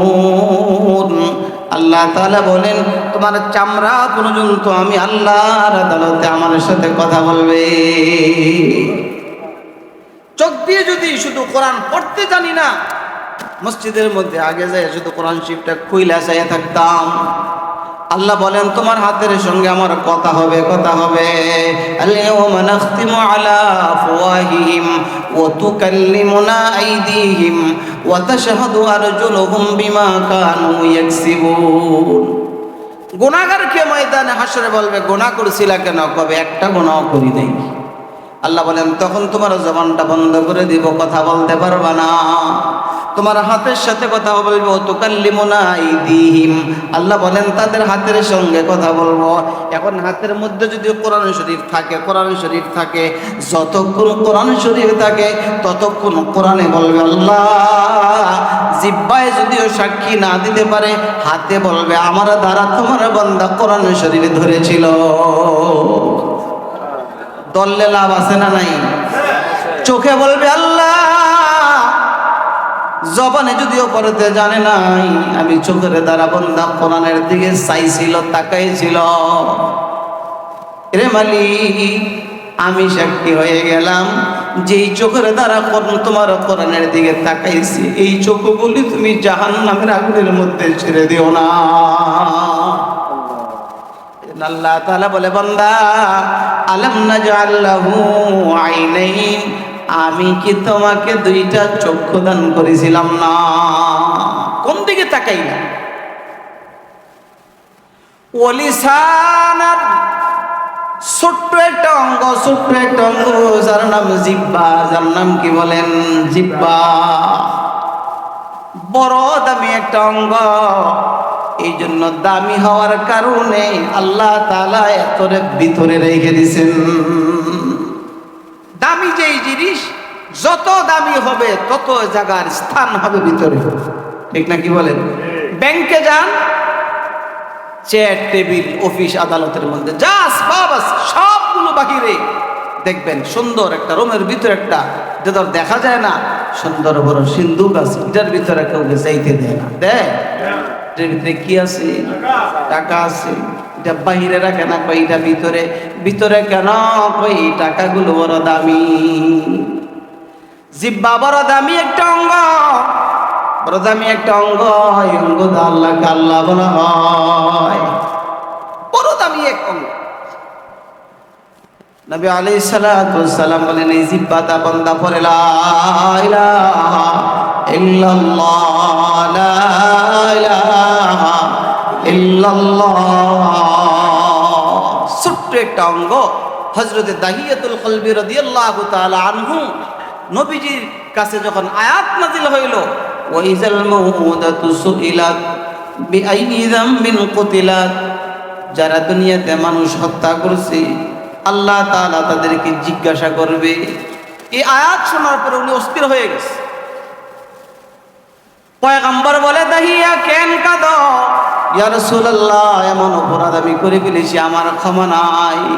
রে দাহিয়া, কি অন্যায়? কয় বড় অন্যায়। কি করছো? কয় না, শুধু বড়ই কয়। আল্লাহর পয়গম্বর বলে, খুলে বলো, খুলে বলো। ইয়া রাসূলুল্লাহ, আমি দাহিয়ার দুইটা হাতের দ্বারা আমার বংশের 70টা কন্যা সন্তানকে আমি দাফন করেছি জিন্দা। নাউজুবিল্লাহ। কত বড় পাষাণ আমার হৃদয়, কত বড় নিষ্ঠুর আমি, যে 70টা বাচ্চা জিন্দা আমি দাফন করছি। ও পয়গম্বর, আমি কি জবাব দিব?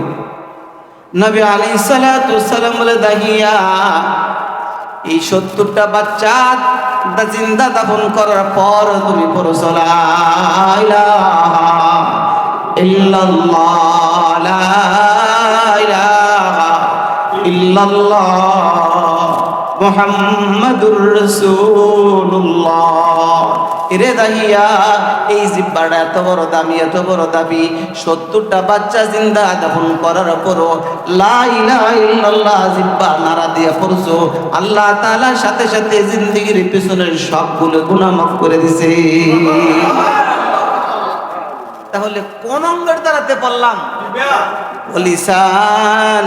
আল্লাহ বলেন, একটা জিহ্বা তোমাকে আমি দিয়েছি, বড় দামি একটা অঙ্গ।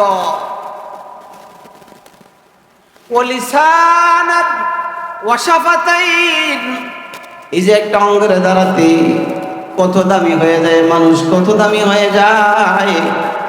একটা মানুষ অন্যায়ের পরে আরো অন্যায় করছে, বিচারের মধ্যে যাওয়ার পর, আদালতের মধ্যে যাওয়ার পর এলাকার সব মানুষ তার উপর রাগ হয়ে পড়ছে বিচার করার জন্য। বিচারের মধ্যে দাঁড়াইয়া বলল, এলাকাবাসী আমার ভুল হয়ে গেছে, মাফ করে দেন। কোন অঙ্গের দাঁড়াতে কইল? জিহ্বা অঙ্গের দাঁড়াতে কইল, আমার ভুল হয়ে গেছে, আমাকে মাফ করে দেন। সবাই বলে, যাও যা যা, সে স্বীকার করেছে, তাকে মাফ করে দে। তাহলে এত বড় অপরাধ, কয়েক মানুষও তাকে একটা কথা বলার কারণে তাকে মাফ করে দিছে। কত বড় দামি একটা অঙ্গ। নবী আলাইহিস সালাতু ওয়াস সালাম বলেন, কিয়ামতের মাঠে মানুষ অনেক অনেক, কোন ব্যক্তি হাজার হাজার ইবাদতের সওয়াব নিয়ে যাবে, ওই সবগুলো ইবাদত জিহ্বার কারণে সবগুলো অন্য মালিক হয়ে গেছে। জিহ্বাটা ঠিক মতন ব্যবহার হয় নাই, নেকের কাজও করেছিল, তবে জিহ্বা ভালো ছিল না। এই জন্য জিহ্বার কারণে সে তার সওয়াব তালাশ করে পাবে না। জিহ্বা বড় দামি এক অঙ্গ। এই জন্য আল্লাহ পাক রব্বুল আলামিন ভিতরে রেখেছেন, দাঁতের দ্বারা বাউন্ডারি দিয়েছেন। এটা হলো ওই ব্যাংকের রুমের মতো বাউন্ডারি দিয়ে দিছে দাঁতের দ্বারাতে। আবার দুইটা ঠোঁট দিয়ে শাটার লাগাই দিছে। এটা কি? এটা বেশি দামি, বেশি দামি। এই জন্য আল্লাহ পাক রব্বুল আলামিন এটার হেফাজতের জন্য দুইটা বর্ডার দিয়ে দিছে। সুবহানাল্লাহ। আলাম নাজআল লাহু আইনাইন ওয়া লিসানান ওয়া শাফাতাইন। এরে বান্দা, দুইটা চক্ষু আমি আল্লাহ তাআলা এমন জায়গায় ফিট করেছি যেখানে ফিট করার দরকার ছিল। পিঠের মধ্যে ফিট করলে কয়েক দরকারি দেখতে হইতো, পিঠের দিকে তাকায় পিঠ দিয়া। আবার কথা বলার সময় এই চেহারা দিয়ে জিজ্ঞাসা করতে হতো, এটার দাম কত। এই জন্য আল্লাহ পাক রব্বুল আলামিন বলেন, এগুলি তোমাকে আমি দিয়েছি, এগুলির ইস্তেমাল, এগুলির ব্যবহার যেন যথাযথ হয়, যথাযথ হয়। এই জন্য আমার ভাইয়েরা, এই অঙ্গের দ্বারাতে হেফাজতের চেষ্টা করব। আমার অঙ্গ যেন দোকানে বসে বসে যেন আমি শুধু কাস্টমার নাই, আমি শুধু বসে বসে সুবহানাল্লাহ। গতকাল এক হাদিসের মধ্যে পড়লাম, আল্লাহর পয়গম্বর বলেন, কোন ব্যক্তি যদি পড়ে শুধু লা ইলাহা ইল্লাল্লাহ, সে দিনে পড়ুক রাতে পড়ুক যখনই সে পড়ুক, এটা পড়েছে তার আমলনামা থেকে আল্লাহ তাআলা তার জিন্দেগীর সবগুলো সগীরা গুনাহ মাফ করে দেয়। যখন সে পড়ুক, জিহ্বা নাড়া দিছে, লা ইলাহা ইল্লাল্লাহ পড়ছে, দিনে হোক রাত্রে হোক, যে কোনো অবস্থায় পড়ুক, যখন পড়ুক, যখন পড়ুক, তো আল্লাহ তাআলা তার পিছনের গুনাহগুলি মাফ করে দেয়, গুনাহগুলো নেকের দ্বারা পরিবর্তন করে দেয়। এই জন্য এই কথাগুলো বলতে থাকবো, সুবহানাল্লাহ বলতে থাকবো, বলবো। বড় দামি এক অঙ্গ, যে অঙ্গর তুলনা হয় না, ঠিক না? কি বলেন? বড় দামি এক অঙ্গ। নবী আলাইহিস সালাতু ওয়াস সালাম বলেন, জুমার দিন কোন ব্যক্তি 7 বার সূরাতুল ফাতিহা, কোন সূরা? ফাতিহা। কোনটা? কেমনে?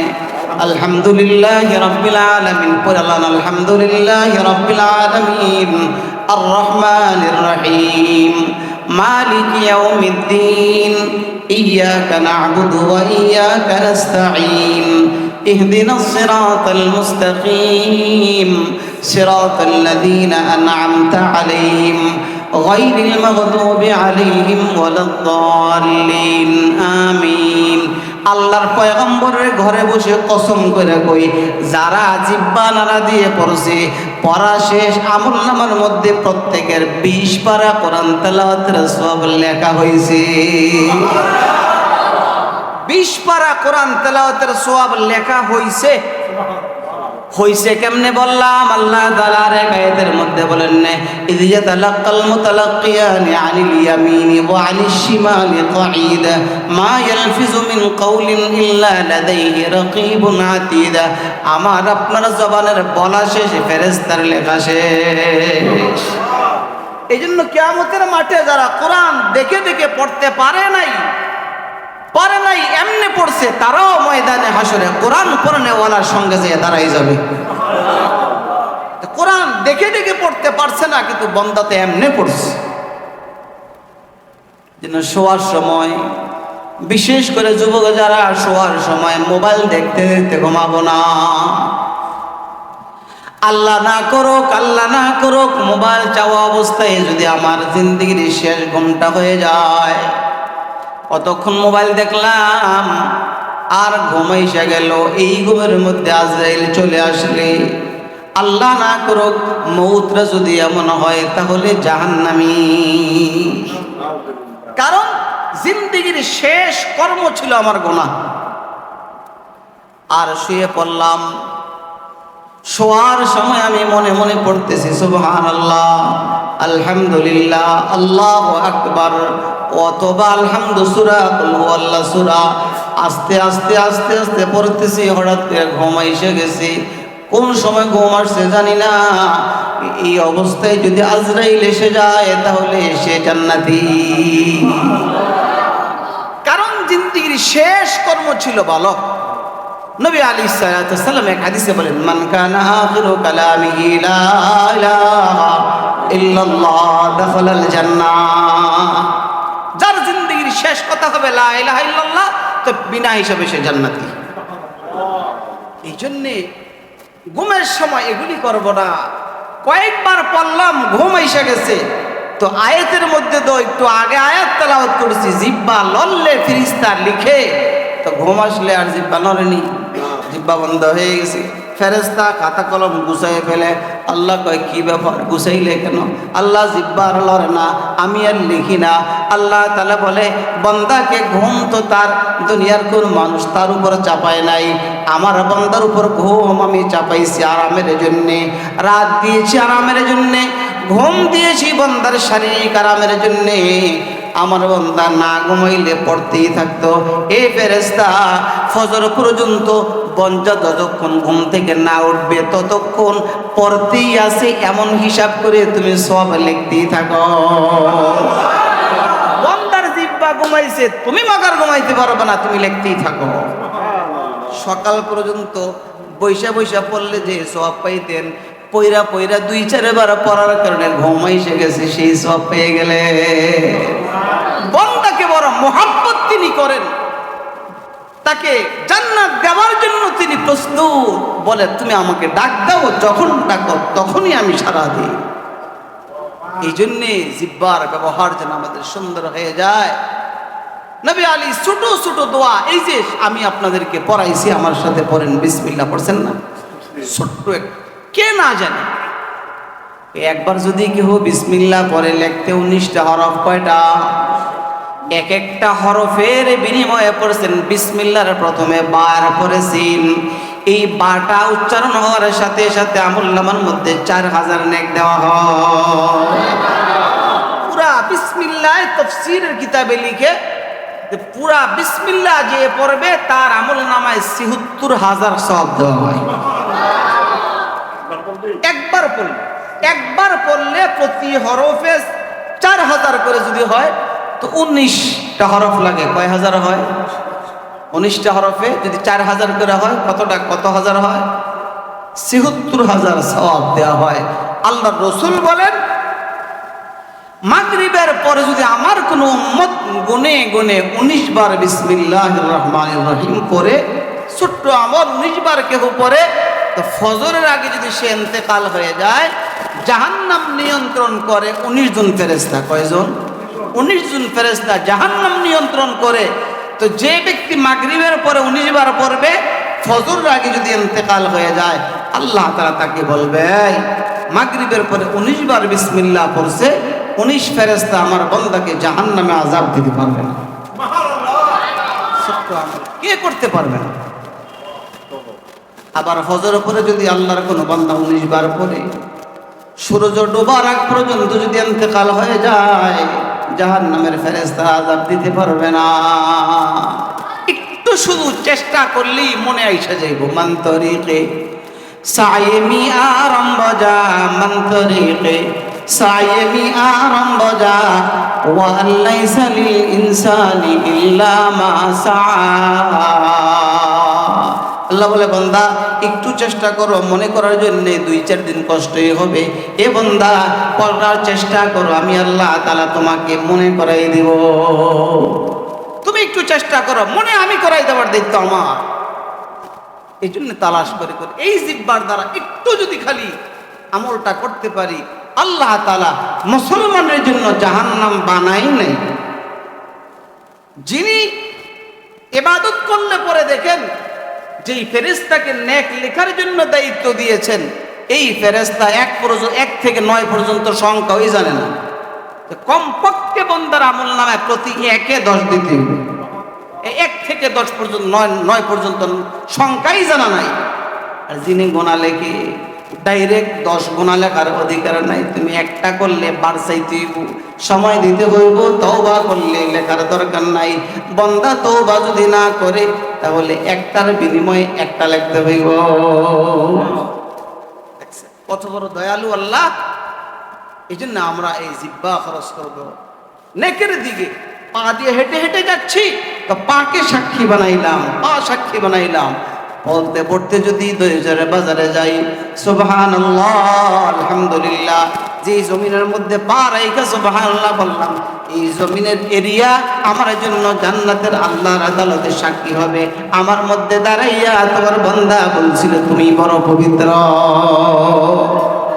এ আল্লাহ আমার মধ্যে দাঁড়ায় বলছিল সুবহানাল্লাহ তুমি বড় পবিত্র। তো তুমি পবিত্র হয়ে বান্দাকে অপবিত্র জায়গা জাহান্নামের মধ্যে কেমনে দিবা? আমি জমিন সাক্ষী দিলাম, তুমি তাকে জান্নাত দিয়ে দাও। সুবহানাল্লাহ। কত বড় সুন্দর সুযোগ আমাদের জন্য ছিল। ছোট্ট ছোট্ট আমলগুলো মাগরিবের নামাজের পরে যদি সুন্নতের সাথে সময় না থাকে, সুন্নত পড়ার পরে দেওয়া নাকি 2 রাকাত নফল এমনি পড়ি না। সুন্নতের পরে সুন্নত হইল 2 রাকাত, নফল হইল আরো 2 রাকাত। কয় রাকাত হইল? আল্লাহর পয়গম্বর বলেন যে মাগরিবের ফরজের উপরে যারা 6 রাকাত নামাজ পড়ে, কয় রাকাত? 6 রাকাত সুন্নত সহ যদি হয়, 6 রাকাত যদি হয়, নবী বলেন 12 বছর নফল ইবাদতের সওয়াব দিয়ে দেয়। 12 বছরের সওয়াব দেয়। তো পূর্বের উম্মতি মুহাম্মদীর আগে কিভাবে যাবে? 6 রাকাতে যদি 12 বছরের সওয়াব হয়, দেখছেন নবী আলাইহিস সালাতু ওয়াস সালাম ফজরের নামাজ পড়া বাইরে গেছে একটু হাঁটতে। হাদিসে আছে চাষতের নামাজের সময় তিনি আসছেন, অর্থাৎ নাস্তার সময় কয়েক ঘন্টা পর ঘরে এসে দেখে নবী আলাইহিস সালাতু ওয়াস সালামের স্ত্রী হযরত আম্মাজান জুয়াইরিয়া রাদিয়াল্লাহু তাআলা আনহা, নবী যখন ফজরের নামাজে যায় তখন ইনি নামাজের বিছানার মধ্যে উনি ফজর নামাজ পড়ে তাসবিহ তাহলিল পড়তেছিলেন। নবীজি কয়েক ঘন্টা পর ক্রমে আসছে। আসার পর নবীজি বলতেছে, জুয়াইরিয়া আমি যখন চলে গেলাম তখন তোমাকে যেই বিছানার মধ্যে রেখে গেলাম তুমি কি এখনো ওইখানেই? কয়েছি ইয়া রাসূল।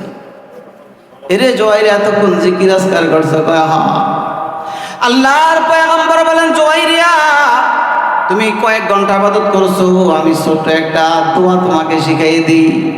এই দোয়াটা যদি 3 বার পড়ো, আমি যদি পড়ি, তোমার কয়েক ঘন্টা তাসবিহ তাহলিলের চেয়ে আরো বেশি নেক তুমি পেয়ে যাইবা। পড়েন আমার সাথে, সুবহানাল্লাহি ওয়া বিহামদিহি আদাদা খালকিহি ওয়া রিদা নাফসিহি ওয়া জিনাতা আরশিহি ওয়া মিদাদা কালিমাতিহি। এটুকুই নবীজি বলেন 3 বার পড়লাম আর কয়েক ঘন্টা ইবাদতের সওয়াব পেয়ে গেলাম। জিহ্বা একটু নাড়া দিয়া পড়লেই ফেরেশতায় কয় হয়ে গেছে আপনার কাম। দেখছেন আমাদের হায়াতটা কত দামি ছিল। তো হায়াত তো এই ঘড়ির সেকেন্ডের কাটায় তো আমার হায়াতকে শেষ করে দিল। সেকেন্ড করে করে আমার হায়াতটাকে শেষ করে দিল। কয়দিন আগে দুনিয়াতে আসছিলাম, কিচ্ছু বুঝতাম না। আল্লাহ বলেন লা তা'লামুনা শাইআ, কিচ্ছু বুঝতাম না। কই যুবক হয়ে গেলাম, বালেগ হয়ে গেলাম, যুবক হয়ে গেলাম, দাড়ি ছিল না, দাড়ি এসে গেছে, সাদা হয়ে গেছে। এমন এক ব্যক্তিকে তিনি দায়িত্ব দিয়েছেন আমাকে ধরে নিয়ে যাওয়ার জন্য, যার হাত থেকে বাঁচার শক্তি দুনিয়ার কোনো মানুষের নাই। নূহ আলাইহিস সালাম ঘরের বাহিরে গেছে, তো রুমের মধ্যে তালা বন্ধ করে, তালা দিয়ে নিজের হাতে তালা দিয়া পকেটের মধ্যে চাবিটা নিয়ে উনি চলে গেছে। লম্বা সময় পরে ঘরে আসছে, তালা কইলা দেখে ওনার বিছানার মধ্যে সুন্দর একজন যুবককে বসে দিচ্ছে। কিরে আশ্চর্য, এই মেয়ে তোমার বাড়ি কই আসলা কি থেকে, কিভাবে আসলা? আরে ঘরের চাবি তো আর কারো কাছে নাই, চাবি থাকলেই বা কি লাভ, বাইরে তো এখনো তালা দাও, আমি খুলে আসছি। কোথেকে আসছো, কেমনে আসছো, কি লেগে যাও? লোকটা ডেকে বলে বহু দূর থেকে আসছি, বহু দূর আমার বাড়িয়ার ঘর। বহু দূর বাড়িয়ার ঘর? হ্যাঁ। কেমনে ঢুকলা, চাবি পাইলা কোথায়? লোকটা যুবক ডেকে বলে আমি এমন একজন ব্যক্তি যিনি ঘরে ঢুকার জন্য পারমিশনও লাগে না, চাবিও লাগে না। আমি ঘরে কারো ঢুকতে চাবি লাগে না, আমি কারো ঘরে আসতে অনুমতিও লাগে না। আমাকে আমার মালিক অনুমতি দিয়েছেন, আমার নাম হলো আজরাইল। আমি মায়ের কোল থেকে সন্তানকে নিয়ে যাই, সন্তানের কোল থেকে আমি মাকে নিয়ে যাই। আমি হলাম সেই ব্যক্তি। অতএব কখন যেন ডাক চলে আসে, কত লোক দেখলাম এলাকায়, কত লোকের জানাজা পড়লাম আর পড়াইলাম, চিন্তা হইল না এই লোকটারা যেন আজকে দিলাম, এরপরে যেন কে এটার মধ্যে শুইবে, এরপরে কার সিরিয়াল, এটার মধ্যে বসার সিরিয়াল কার আমি তো আর জানি না, হয়তো বা সিরিয়ালটা আমারও হতে পারে। এই জন্য প্রস্তুতি নিয়ে থাকা। সময় চলে যাইতেছে, বাবাকে দাফন করলাম, দাদা দাদি কত মানুষ এই এলাকা নিজের হাতে দাফন করলাম। আমার এলান যেন কোন দিন হয়ে যায় কেউ জানে না। এশারের নামাজ আমাদের মসজিদের ইমাম সাহেব এশারের নামাজের ইমামতি করেছেন, ঠিক না? এশারের নামাজের ইমাম সাহেব ফজরের নামাজের ইমামতি করবে দূরের কথা, ফজরের নামাজের আগেই তিনি তো অন্যজনের নামাজের উপযুক্ত হয়ে গেছে। ফজরের নামাজের আগেই এলান হয়ে গেছে, ইমাম সব নাই। হায় হায় হায়, याद कर जिन फरिश्ता जान की तुर जोर से कौन हो गया रो तेरा तुम बचाने के लिए, कौन हो गया रो तेरा तुम बचाने के लिए। কোন দিন যেন এসে ডাক দে, নিয়ে যাওয়ার জন্য আসছি, আর সময় নাই, আর সময় নাই, এক মুহূর্ত সময় নাই। নবীজি বলেন তুমি তোমার প্রস্তুত নিয়ে রাখো, প্রস্তুত নিয়ে রাখো। তোমার এই দুনিয়ার যে আখিরাত বড় সুন্দর, বড় দামি এক বাড়ি তোমার জন্য আমি আল্লাহ সাজাই রাখছি। দুনিয়া তো বুঝলাম, ইয়ালামুনা যাহিরাম মিনাল হায়াতিদ দুনিয়া ওয়া হুম আনিল আখিরাতি হুম গাফিলুন। দুনিয়া বুঝলাম, জমিন বুঝলাম, দুনিয়াদারি বুঝলাম, দোকান বুঝলাম, ব্যবসা বাণিজ্য সব বুঝলাম। আল্লাহ বলেন আখিরাতটা ভুলে গেলি রে বান্দা। ওয়াল আখিরাতু খায়রু ওয়া আবকা, আখিরাতটা দুনিয়ার চেয়ে দামি, আখিরাতটা স্থায়ী। তুমি দুনিয়াতে ভাত একবেলা খাইলেও তোমার সময় শেষ হবে, না খাইলেও সময় শেষ হবে, এসির মধ্যে ঘুমাইলেও তোমার সময় শেষ হবে, আর যদি তুমি রাস্তার মধ্যে ঘুমাও তারপরও সময় শেষ হবে। ওয়াল আখিরাতু খায়রু ওয়া আবকা, আখিরাত দুনিয়ার চেয়ে বড় চমৎকার সুন্দর, এবং আখিরাতের তোমার বাণী ও আবকা স্থায়ী। তোমার জন্য আমি বড় সুন্দর চমৎকার বাড়ি বানাই রাখছি রে বান্দা। একটু শুধু এই অঙ্গ প্রত্যঙ্গের শুকর আদায় করে, আমানতের খেয়ানত না করে তুমি আমার কাছে আসো, আইসা দেখবা কত সুন্দর বাড়ি আমি আল্লাহ তাআলা তোমার জন্য সাজিয়ে রাখছি। এই জন্য কোরআন এমন এক জিনিস, এই যে টাইলসের উপরে বসলাম, নিচে একটা ফুলুর আছে, কয়টা ডালাই করা, এই টাইলসের সাথে ফুলুরের সাথে সম্পর্ক হইল কি, কিসের দ্বারাতে? সিমেন্টের দ্বারাতে, সিমেন্টের দ্বারাতে। আল্লাহ তাআলা বলেন তুমি হলা মাখলুক, আমি হইলাম খালেক। তোমার আমার সম্পর্ক হইল কোরআনের মাধ্যমে। আর রহমান আল্লামাল কোরআন খালাকাল ইনসান। কোরআন আসো, দেখবা তোমার জিন্দেগি বড় চমৎকার জীবন হয়ে গেছে।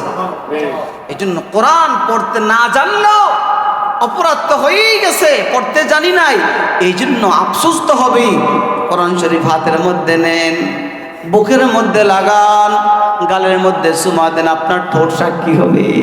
আল্লাহ, বান্দা যদিও জিব্বা নাড়াইয়া পড়তে পারে নাই, আর পড়তে পারি নাই এমন একজনও নাই, যে যে কয়েকটা সূরা পড়তে পারি সেই কোরআন পড়নেওয়ালা হয়ে গেছি। এমন না কোরআন শরীফ সবাই পারি, আলহামদু সূরা জানলো, এটাও কোরআন। এই জন্যে আমার হায়াতের বাকি সময় যেন কোরআনের বাহিরে না হয়, গোনাহ দিয়ে যেন হায়াত সাজানো না হয়। গোনাহ বড় খারাপ, গোনাহ থেকে বাইচা থাকা এটাই হলো ইবাদত। এই জন্য আমরা আমাদের হায়াতের সময় আর নষ্ট করব না, অন্তত 5 ওয়াক্ত নামাজ ঠিক রাখবো। আল্লাহ তাআলা আমাকে আপনাকে ডাকতেছে, কবর আমাকে ডাকতেছে। আরে কবরের পাশে দিয়ে হাইটা হাইটা যাচ্ছি, আরে কত আত্মীয় স্বজন এখানে পড়ে রয়েছে, কই তারা কোনো ডাক দিলে শুনি না, অথচ ডাকতেছে।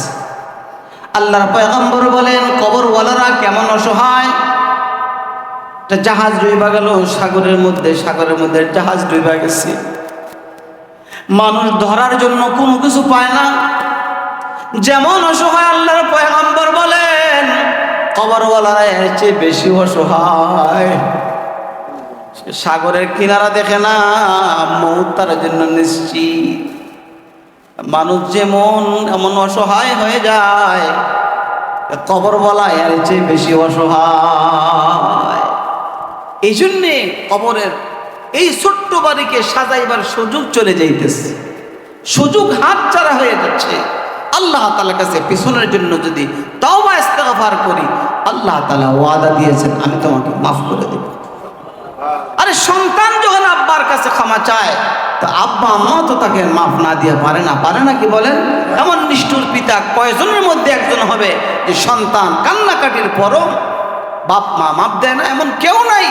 অথচ আল্লাহ তাআলা বলেন এই ভালোবাসার মায়া মোহাব্বতকে 100 ভাগ করার পরে আল্লাহ তাআলার কাছে 99 ভাগ রেখে দিয়েছেন, বাকি 1 ভাগ আবার 100 ভাগ করে মুহাম্মদুর রাসূলুল্লাহ সাল্লাল্লাহু আলাইহি ওয়াসাল্লামকে 99 ভাগ দিয়ে বাকি 1 ভাগ 18,000 মাখলুকাতের মধ্যে বন্টন করছেন। তা আমি আপনি পাইছি কতটুক? মুরগির বাচ্চা যদি চিলে নেওয়ার জন্য আসে তো মুরগি উড়াল দেয়, বাচ্চা রেখে দেওয়ার জন্য ভালোবাসা পাইছে কতটুকু?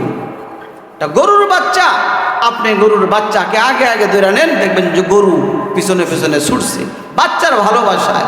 তো যেই মালিকের কাছে এত ভালোবাসা, তিনি বলেন তওবা করো, মাফ করে দিন। নবী এক হাদিসের মধ্যে বলেন কোন ব্যক্তি যানবাহনের উপরে, ঘোড়ার উপরে সওয়ার হয়ে, ওটের উপরে সওয়ার হয়ে এমন একটা মরুভূমিতে গেল যে মরুভূমি থেকে সওয়ারি ছাড়া আসার কোনো সুযোগ তার নাই। ওইখানে যাওয়ার পর সে একটু ঘুমাইছে, ঘুম থেকে জাগ্রত হয়ে দেখে তার যানবাহন নাই, তার ওটটা নাই, কোথায় যেন চলে গেছে। এখন সে তার মৃত্যু নিশ্চিত, যে আমি হাইটা ওই কিনারে পর্যন্ত যাওয়া আমার পক্ষে কোনোভাবেই সম্ভব না। সে তার মৌত নিশ্চিত হয়ে ক্লান্ত হয়ে পড়ে গেছে, চক্ষু বন্ধ হয়ে গেছে। কতক্ষণ পরে চৌকো কইলা দেখে তার সাওয়ারিটা তার কাছে আইসা দাঁড়ায় গেছে। কেমন আনন্দিত হবে, কেমন খুশি হবে। আল্লাহ তাআলার রাসূল বলেন আল্লাহর বান্দা যখন আল্লাহর কাছে তওবা করে, আল্লাহ অপরাধ হয়ে গেছে, গুনাহ হয়ে গেছে, মালিক রে ক্ষমা করে দাও, তো আল্লাহ তাআলা ওই ব্যক্তির সওয়ারি ওট পাওয়ার পরে যেমন খুশি হয়, আল্লাহ তাআলার বান্দা আল্লাহর কাছে হাত তুলে যখন ক্ষমা চায়, আল্লাহ তাআলা এর চেয়ে বেশি খুশি হয়।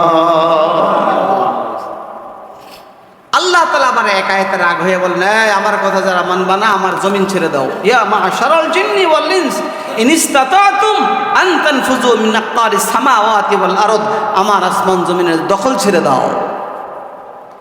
বাবা সন্তানকে বলল আমি ঢাকা যাই, এমন জায়গা যাই, এই কাজগুলি করবে। বিকালবেলা আইসা দেখে একটা কাজও করে নাই। তা বাবা বলতেছে আমার বাড়ি থেকে বের হ, আমার বাড়ি থেকে বের হয়ে যা। তো সে চলে গেছে, আর বাড়িতে নাই। কিরে কই গেল? দেখে বাড়িতে আর নাই। কোথায় গেল? ওই যে 2 দিন পরে তালাশ করতে করতে বাবা গেছে না তার নানির বাড়িতে, অর্থাৎ তার শ্বশুর বাড়িতে গিয়ে দেখে ও নানির বাড়িতে। কিরে না আসলি কি লেগে? আপনারা বলছেন বাড়ি থেকে যখন গেল লাগে এর লাগে আমি আমার নানির বাড়িতে এসে বসছি। ভালো কথা, তোর নানির বাড়িতে আমি বিয়ে করো না, তোর নানির বাড়ি গেছি। তোর আত্মীয়র আগে তো আমার আত্মীয়, এবারইও তো আমার। যা বাইরে হয়ে যা। চলে গেল খালার বাড়িতে, আবার খালার বাড়িতে গিয়ে বললো এখানে আসলি কেন? আপনি বলছেন নানির বাড়ি থেকে এসে পড়তে, এই জন্য খালার বাড়িতে আসছি। তোর খালা তো আমার শালি, আমার আত্মীয় আগে, এই বাড়ির দখল তো আমার, এখান থেকে বের হয়ে যা। চলে গেল চাচার বাড়িতে, চাচার বাড়িতে তোর চাচা তো আমার ভাই। এইভাবে সে যেখানেই যায় দেখে বাবার দখল আগে। ঠিক না ভাই? ঠিক। আল্লাহ বলছে আমার আসমান জমিনের দখল ছেড়ে দাও। এখন দখল সাইরা যেখানেই যায় এখানেই দেখে আল্লাহ তাআলার এই জমিন। দরিচর সাইরা ঢাকা চলে গেলাম, ঢাকাও আল্লাহর। চিটাগাং চলে গেলাম, চিটাগাংও আল্লাহর। নোয়াখালী চলে গেলাম আল্লাহর। সৈদি চলে গেলাম আল্লাহর। গোটা জমিনের যেথায় যাই সেখানে আল্লাহ তাআলার জমিন। এখন সন্তান বলে আমার তো আর কোথাও যাওয়ার জায়গা নাই। বাবার কাছে চিৎকার দিয়ে বলে বাবা, নানির বাড়িতে গেলাম সেখানে আপনার জায়গা, খালার বাড়িতেও গেলাম সেখানে আপনার দখল, মামুর বাড়িতে গিয়ে জায়গা পাইলাম না, চাচার বাড়িতেও গিয়ে জায়গা পাইলাম না, সবখানে আপনার জায়গা। রে বাবা ক্ষমা চাই আমাকে আপনি মাফ করে দেন। তো বাবা সন্তানকে কোলের মধ্যে নিয়ে কয় যা তোকে মাফ করে দিলাম। বন্দাকে আল্লাহ তাআলা বলে যা বের হয়ে যা, আমার জমিন থেকে বের হয়ে যাও। বন্দা যেখানেই যায় এখানেই থেকে আল্লাহ তাআলার জায়গা। এখন বন্দা ফিরে এসে বলে আল্লাহ অপরাধ করেছি, আমাকে আপনি মাফ করে দেন। আল্লাহ তাআলা বলে যা জিন্দির সব গুনাহ মাফ করে দিলাম, সব মাফ করে দিবেন তিনি। এই জন্য আমার হায়াত যেন গুনার কাজে আর খরচ না হয়। যুবক ভাইয়েরা চোখের গুনাহ বাদ দিয়ে দাও, জবানের গুনাহ বাদ দিয়ে দাও। এই চোখ আমার না, এই চোখ আমার নিয়ন্ত্রণে না। যদি আমারই হইতো চোখের আলো দুর্বল হইল কেন? আমি তো চাই আমার হার্ট ভালো থাকুক, কই দুর্বল হয়ে গেল কেন? দুর্বল হইল, বুঝতে গেল এটা আমার না, এটার মালিক কে? আল্লাহ। এই জন্য আল্লাহ তাআলা বলেন আমার দেওয়া একদিকে নেয়ামতের শুকর আদায় করো, অপরদিকে তোমার কাছে এগুলি আমানতের খেয়ানত করবা না। এই চোখের দ্বারা গুনাহ করবা না, জবানের দ্বারা গুনাহ করবা না। যদি গুনাহ হয়ে যায় তাহলে আমি বলবো আমারটা আমাকে ফেরত দিয়ে দাও, আমি দিয়েছিলাম ভালো, আমাকে আমার এই অঙ্গ প্রত্যঙ্গ গুনাহ দিয়ে সাজাইয়া আমার কাছে ফেরত দিলা কেন? এর জবাব দাও। আল্লাহ তাআলা আমাদেরকে দ্বীনের সহি সমঝ দান করেন, আমিন। আমাদের হায়াতকে যেন আল্লাহ তাআলা নেক হায়াত বানায় দেন। যুবক, বিশেষ করে যুবকেরা, আলহামদুলিল্লাহ কিছু আমাদের এলাকার যুবকেরা কিছু গুনার ইন্তজাম যেগুলি হচ্ছিল আস্তে আস্তে বন্ধ হইতেছে। কিছু মানুষ এটা আবার কেমন মনে করতেছে, আসলে যেটা হচ্ছে ভালোই হচ্ছে। গুনাহ কাজ ছেড়ে দেন, জমিনকে সাক্ষী বানায়েন না। এই কথাগুলো আমি বারবার এলাকার মধ্যে বলেছিলাম, বলি। জমিনকে গুনার সাক্ষী বানায়েন না। যুবক, তোমরা সুন্দর হয়ে যাও, তোমরা মুরব্বীদের দোয়া নিয়ে চলতে থাকো। আল্লাহ তাআলা তোমাদেরকে দিয়ে এই এলাকার দ্বীনের খেদমত করার তৌফিক দান করেন, আমিন। মুরব্বীরা তোমাদের জন্য সর্বক্ষণ দোয়া করতেছে, দোয়া দিয়ে তোমরা অগ্রসর হও। আল্লাহ তাআলা তোমাদের দ্বারাতে দ্বীনের খেদমত নেবেন, কোরআনের খেদমত নেবেন, তোমাদের দ্বারাতে মসজিদ আবাদ হবে। আল্লাহ তাআলা তোমাদের সকলকে কবুল করেন, আমিন। আমাদের সকলকে কবুল করেন। কবরে যারা চলে গেছেন তাদেরকে আল্লাহ তাআলা মাফ করে দেন। সকালবেলা মাদ্রাসা কোরআন শরীফের খতম হয়েছে এলাকার কবরবাসীদের জন্য। কবরবাসীরা বড় অসহায়। এই এলাকার প্রত্যেকটা কবরওয়ালা, আমি আশা করি আল্লাহ তাআলা তাদেরকে খুশি করবেন। প্রত্যেকটা কবরওয়ালা আলাদা এক খতম কোরআন শরীফ তেলাওয়াতের সওয়াব আলাদা পাবে। নবীজি বলছেন, আমার কথা নয়, নবীজি বলছেন। এই জন্য এটা হলো কিসের খাতিরে? কোরআনের খাতিরে, কোরআনের নাজমত। এটা কোরআনের ঘর, এখান থেকে কোরআনের আওয়াজ চালু হয়। শেষ রাত্রে আমাদের ঘুম ভাঙে না। এই বাচ্চাগুলো ফজরের নামাজের আজানেরও প্রায় 1 ঘন্টা আগে উঠে কোরআন শরীফটা যখন খুইলা বসে, দেখবেন বাচ্চারা, আমরা ছোটবেলায় চুমুক হাতের মধ্যে নিয়ে মাটির মধ্যে ঘুরাইছি। আশেপাশে যদি লোহার কোনো টুকরা থাকতো, চুমুকে টাইনা নিয়ে আসছে। কোরআন শরীফটা খুইলা বসলে এই আল্লাহ তাআলার আরশ থেকে, আসমান থেকে রহমত এলাকার জন্য টাইনা কোরআন শরীফে নামায় নিয়ে আসে।